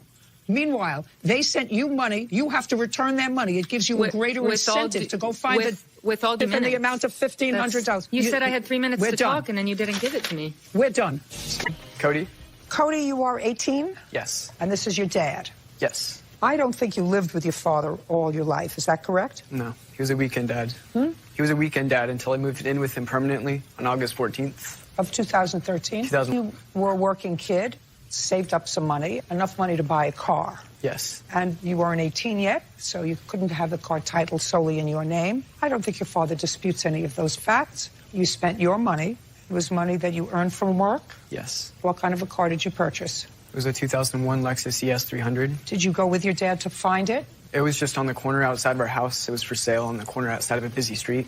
And I just saw it one day coming in, and I wanted to buy it, yes. How much did you pay for it? $4,200. And you had that money in a bank? Yes. What kind of work had you done to save up that money? I worked for Insulated Pipe Shield. From high school? Yes. Go on to school after that? I go to Folsom Lake College right now. Great. So this is what the case is about. You went to live with your father in 2011, purchased this car with your own money. Your father, for some reason, was out of town, and according to your father, you invited some friends over who sadly trashed your house. Yes. At that time, your father was very disappointed in you, and instead of turning the car over to you when you became 18, he kept the car. You want your car back. Where's the car? Sold the car. When did you sell it? Show me proof that you sold it. I don't have proof. I got rid of the car a couple weeks ago. You know I don't believe you, and I'm telling you right now, Mr. Lloyd, I don't even think I like you. Wanted his car. If I believe that you sold it, then you're just a nasty, vicious man. So I don't know who you think you're getting over on, but it sure isn't me. How many children does your father have, Cody? 3. 3. Are you the oldest, youngest? I'm in the middle. Do any of his other children live with him? My sister Kelly, she's my twin. She lives with him. And I have a half-sister named Allison. She lives in Orville. So one child lives with him. Mm-hmm. And how long has that child lived with him? Ever since I've been there, since August 14th. Well, as somebody who's raised a lot of children, one thing you go away and there is a free house, there is a party. Now, sometimes those parties get out of hand, but that doesn't mean, Mr. Lloyd, that you can't steal your son's property. Wasn't your money that purchased the car? Wasn't your car to sell? Your name may have been on the car just for the purposes of convenience until he turned 18. You had no right to sell it. You had no right to use it in any way. None at all. Now, if I can't return the car to him because I have no power to do that, because I have a feeling that whatever I say you're going to have an answer for, I'm going to award him the money that he paid for it, which is $4,200. But I'm going to tell you what I'm going to do, Mr. can actually punish you. You have a counterclaim for thousands of dollars for the destruction of your home. I'm dismissing it. Judgment for the plaintiff in the amount of $4,200. The counterclaim's dismissed. Thank you. That complaint. When COVID struck, according to you, you had a conversation with either in person or by text and indicated to her that you could not continue to pay the rent that you were paying, which was $2,000 a month. According to you, the defendant agreed, because of your work situation and the pandemic, to reduce your rent to $1,500. And then you realized that financially you could no longer afford to pay rent. I assume you either went to stay with family, or you'll tell me in a moment. And the defendant kept your security deposit. She says the security deposit was for the difference between the $2,000 a month rent you were supposed to pay and the $1,500 that you actually did pay, and that there was no agreement that you would be able to pay a reduced rent because of the pandemic. How many apartments do you have? Just the one building. There's 3 apartments in there. Are they all rented? Yes. Other than the plaintiff? Single girl lives above the plaintiff. And then... Just a second. What's her rent? Her rent is $29.50, but it's a 2-bedroom apartment. And has she paid her rent consistently during the pandemic? Yes, Your Honor. And who was the other tenant that you The have? other tenant is on the top floor. It's another 2-bedroom. It's a husband and wife, and they have paid their rent consistently. You're very lucky. Would you please tell me, Mr. Nielsen, on what date did you advise the defendant that, before I get to that, what kind of work do you do? I do digital design modeling in the automotive industry. Do you work for someone or yourself? I work for someone. Were your hours reduced by the company during the pandemic? Yes, about 4 years. And your work hours went from what to what? They went from a bit of overtime to actually regular time. So you lost your overtime? Primarily, yes. You were lucky. I am. Are you still working for the company? Yes. Where did you move to when you left the defendant's? I'm staying at family's place. Would you tell me about the date and the conversation that you had with the defendant about reducing your rent because your work hours had been reduced? Sure. Yeah, it was end of May, and I had reached out stating that due to the pandemic and my circumstances, as you've noted so already, continue to stay at the $2,000 a month rent. And I'm very appreciative that I've, been able to stay here, and I like the place. I don't have any complaints with anything, but I can't continue to pay at this full price. And I asked if it was feasible to reduce the rent to $1,500 a month for a few months, and that was my ask of the landlord, and she explicitly agreed via text to that. May I see the texts? Sure. Unless you don't dispute that. Unless you don't dispute, Ms. Loam, that you agreed to reduce his rent to $1,500 a month for a couple of months. In the texts. Yes, but I had conditions, and one condition was... Okay, here if you say yes, but there were conditions, I'll see them in the text. So the message that she sent was June 3rd. The months for the reduced rent were June and July. June 3rd, okay, for 2 months. Okay, $1,500 for 2 months. I have to see the email, the text right before that. Where are the texts right before that? I have that on my phone, I believe. I don't know if that one is. Sure. Well, I need it right before that, but that's just a statement. The phone. I don't think I have the one prior written. I have it in the text on my phone. Is that okay? Do you have it on your phone? You can look on your phone, sir. Yes, of course. Okay, so the message immediately before the okay, $1,500 for 2 months. You can put it up there and I can read it, Great. sir.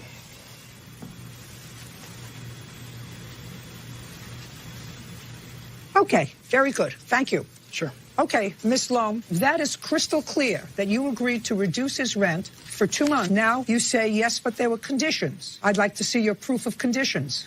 Unfortunately, all my text messages to Alex and from Alex have completely dropped off my phone. I took my that's phone. Unfortunate. It is. That's unfortunate. You owe him $1,000. Judgment for the plaintiff. Thank you very much.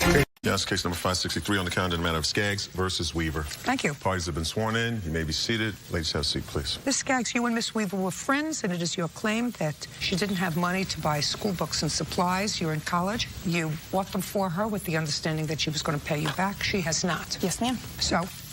Well, we were going to school to the bookstore to buy her, and I recently informed her that I was only working less than part-time. I was getting less than 20 hours a week. And I made it clear to her when Don't tell me clear. I don't want you to say clear. You just tell me what you said to her and what she said to you. She said she would buy my books as a gift. That's what she said to you. That doesn't sound right. That's not the way people talk. She agreed to First of all, there would be a couple of likes in there. I'd like buy your books. There would be at least 3 or 4 likes. If she were to buy my books, because it would have been nice to have them on the first week of school. And she agreed to it with knowing that she wasn't Don't tell me knowing. She told me that it wasn't her money anyway, and What was it? It was a school loan that she had previously received. It was a school loan. Right. What does a loan mean? A loan for her loan school means, money. I want you to think. I want you to try to get it through the poof back here. What does a loan mean? It was a loan for her to buy her school books, for Just her a second. supplies. The word loan. Give me the definition of the word loan. Something you pay back. And she knew she had to pay that back. Right. So it's not that it wasn't her money. It was money that she eventually would have to pay back, right? Right, and she was...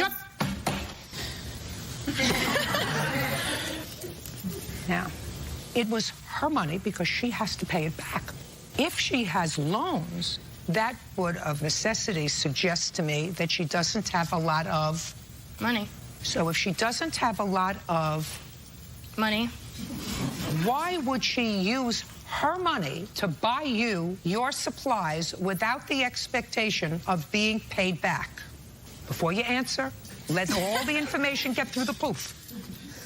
She didn't bother, she didn't think twice about it. She just... About what I just said. I want you to think about it. She knew she didn't have the money. Don't tell me the word knew. You can't tell me what she knows. That calls for what we call in legalese the operation of somebody else's mind. It's inadmissible. I'm asking you, why would somebody like you, who doesn't have enough money to buy books, who is this? This is my witness. Who is it? My best friend. Your friend. What does she do? She was a witness to all... What does she do? She's a student. Stand over there. Your last name is? Moore. Do you have student loans? No. You don't have student loans because you have enough? You pay your own tuition? Yeah. What does yeah mean? Yes, Try I yes. do pay. Do you pay it or do your parents pay it? My parents actually pay it. Well, you don't pay it. Your parents pay it. Yeah. And you have no student loans, no grants. Is that correct? Correct. What's tuition? How much is it? I'm asking you, how much is it? $3,600. Did she just tell you that? I don't know, honestly. No, did she just tell you that? Yes. Is that because she knows how much tuition... Stop bouncing. She knows how much the tuition is because she probably has loans. You don't have to know it. Mommy and Daddy write you a check. Now you can sit down. For the books that you purchased for her.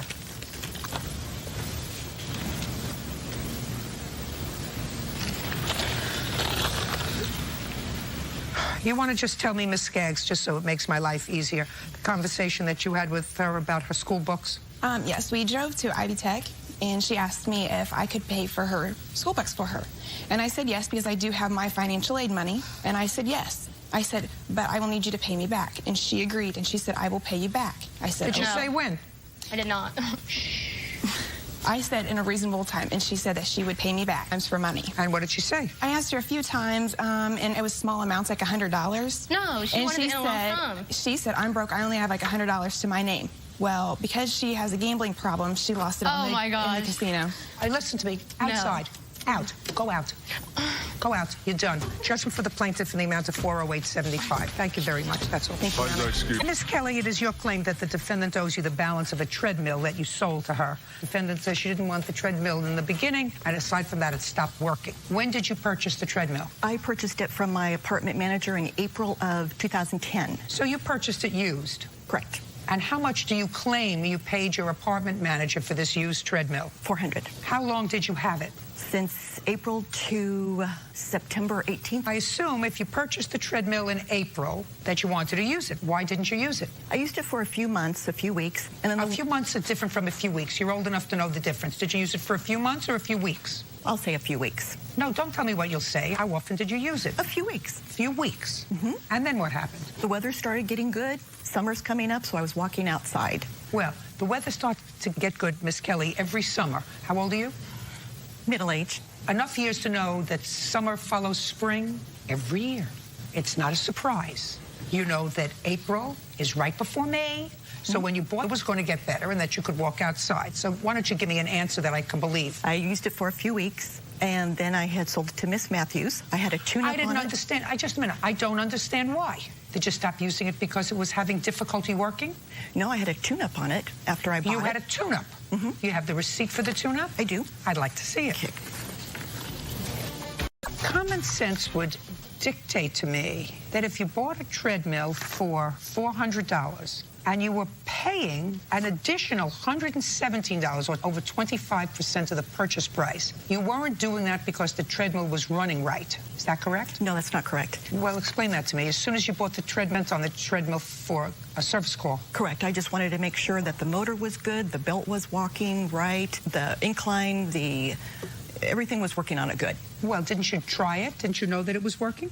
I have a treadmill. I use a treadmill every day. I did. So I know when it's working or when it's not working or when it's skipping or when it needs oil. If you have it, it's working, it works. If it doesn't work, you get it serviced.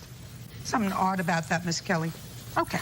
Where is the treadmill now? In my garage. How long has it been in your garage? Since I received it in September. Why is it in your garage? It does not work. I did bring an estimate from a technician that came out and looked at it. Can I see it, please? You sure can. It is split up with the diagnosis on one page and the estimate on the second.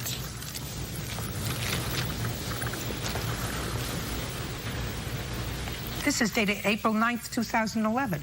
That is correct. I don't want to see this. Would you return this to her? You purchased it in September. That is correct. And I did not use it until December. I don't care. Okay. You had it. If you said to me, as soon as she gave it to me, it went out, maybe we would talk. But you didn't have somebody look at it until last week. That is not reasonable evidence that when she sold it to you, you have to pay her the balance. How much did you sell her the machine for? $300. How much did she pay you? $67. Why such an odd amount, Miss Matthews? When I agreed to this treadmill, she called me on the phone and I told her I am not working. I cannot afford to pay any payments on it. The doctor taking me off work. So then you shouldn't have taken it. I completely agree. I told her she should sell it to someone else. You shouldn't have taken it. You're correct. Come in front of your door. I said, I'm not. She arranged the delivery. House. I had nothing to do with any of that. Oh, listen to me. You're a big girl. That's correct. Yeah. You don't want it, you don't get it. You owe $233. That's all. Thank you. But let me, Mr. Johnson, see if I can put together what your claim is. You make a living buying storage facilities at auction. Correct. And hoping that you get in that facility in there until it's sold, that you get something that's valuable. Is that right? That's correct. And then you sell it again. Mr. Love is an auctioneer. Correct. Are you self-employed, sir? Yes, ma'am, I am. So you are employed by various storage facilities around town, but they pay you per day? On a commission basis, yes, Your Honor. And you have your own company? Yes, ma'am. So This is the story, Mr. Johnson. Pay careful attention. You bought a storage facility some time ago. You believed that Mr. Love and someone else had taken property after you purchased something that was valuable, and they really conned you. You sued him. Correct. And you lost. Correct. Then Mr. Love says that you became threatening to him. Correct. So according to you, Mr. Love sent you a letter? Yes, ma'am. No, sent you a letter. Do you have a copy of the letter? I do, Your Honor. I'd like to take a look at it. Very good. There's the copy there, Your Honor, of the certificate. Just a second. Okay. Just a second. So you sent him a letter that said, it's become quite clear that you are not happy with the way I conduct the storage unit auctions. Given that fact, I have decided, effective with your receipt of this letter, that you are no longer welcome to attend or be on the property of any future auctions being conducted by Evergreen Auction Service, which is, I assume, the name of your auction company. Mr. Johnson, you, sir, are suing him because you say his company conducts about 20% of the auctions in your area. Correct. And therefore, he is depriving you of income. Correct. Ah, okay. Mr. Love, I'm going to go to you. Okay. Let's say I own Judge Judy Scheindlin Galaxy Storage Facility. Sounds good. And I hire Evergreen, Mr. Love, to come in and conduct an auction on my premises, storage facilities that have not paid their monthly bill, and I've padlocked them or done whatever I do. And you're going to come in and conduct that auction. Okay. You're hired just to come in for the day and say how much. Correct. Right? So you don't have, Mr. Love, the authority to ban Mr. Johnson from any premises that you don't own. What makes you believe that you have the right to tell anybody that they can't come on to the property of Judge Judy Scheindlin Galaxy Auction?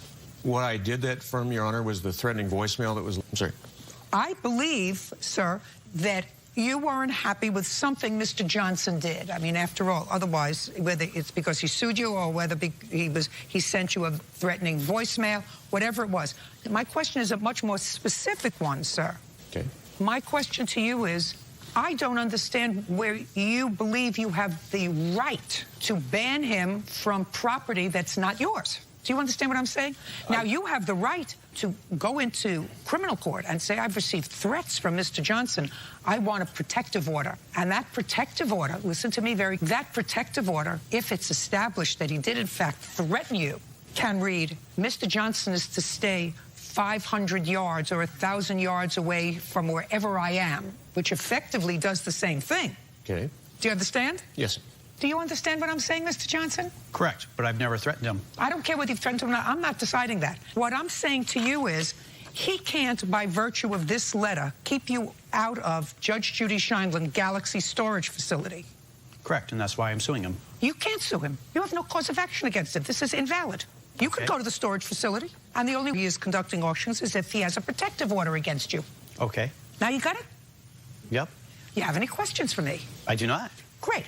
So, Mr. Love, what I'm going to suggest to you is you have threatening emails from him or threatening voicemails from him? Voicemail. One or more than one? One, and I've got it here with me today. I'd like to hear it. Maybe I can give you an advisory opinion, maybe not. Saved message. Touche. Here it is. TikTok. There's only a matter of time. A lot of people, so only a matter of time. Karma, maybe that's why you got 8. To replay this message. Okay. Now, Mr. Johnson, that's a very nasty message. No threat, though. Just a second. I'm not sure how another judge would view that, sir. Just letting you know. Okay, Mr. Love, if you go into court to get a protective order, Mr. Johnson is going to have to hire a lawyer.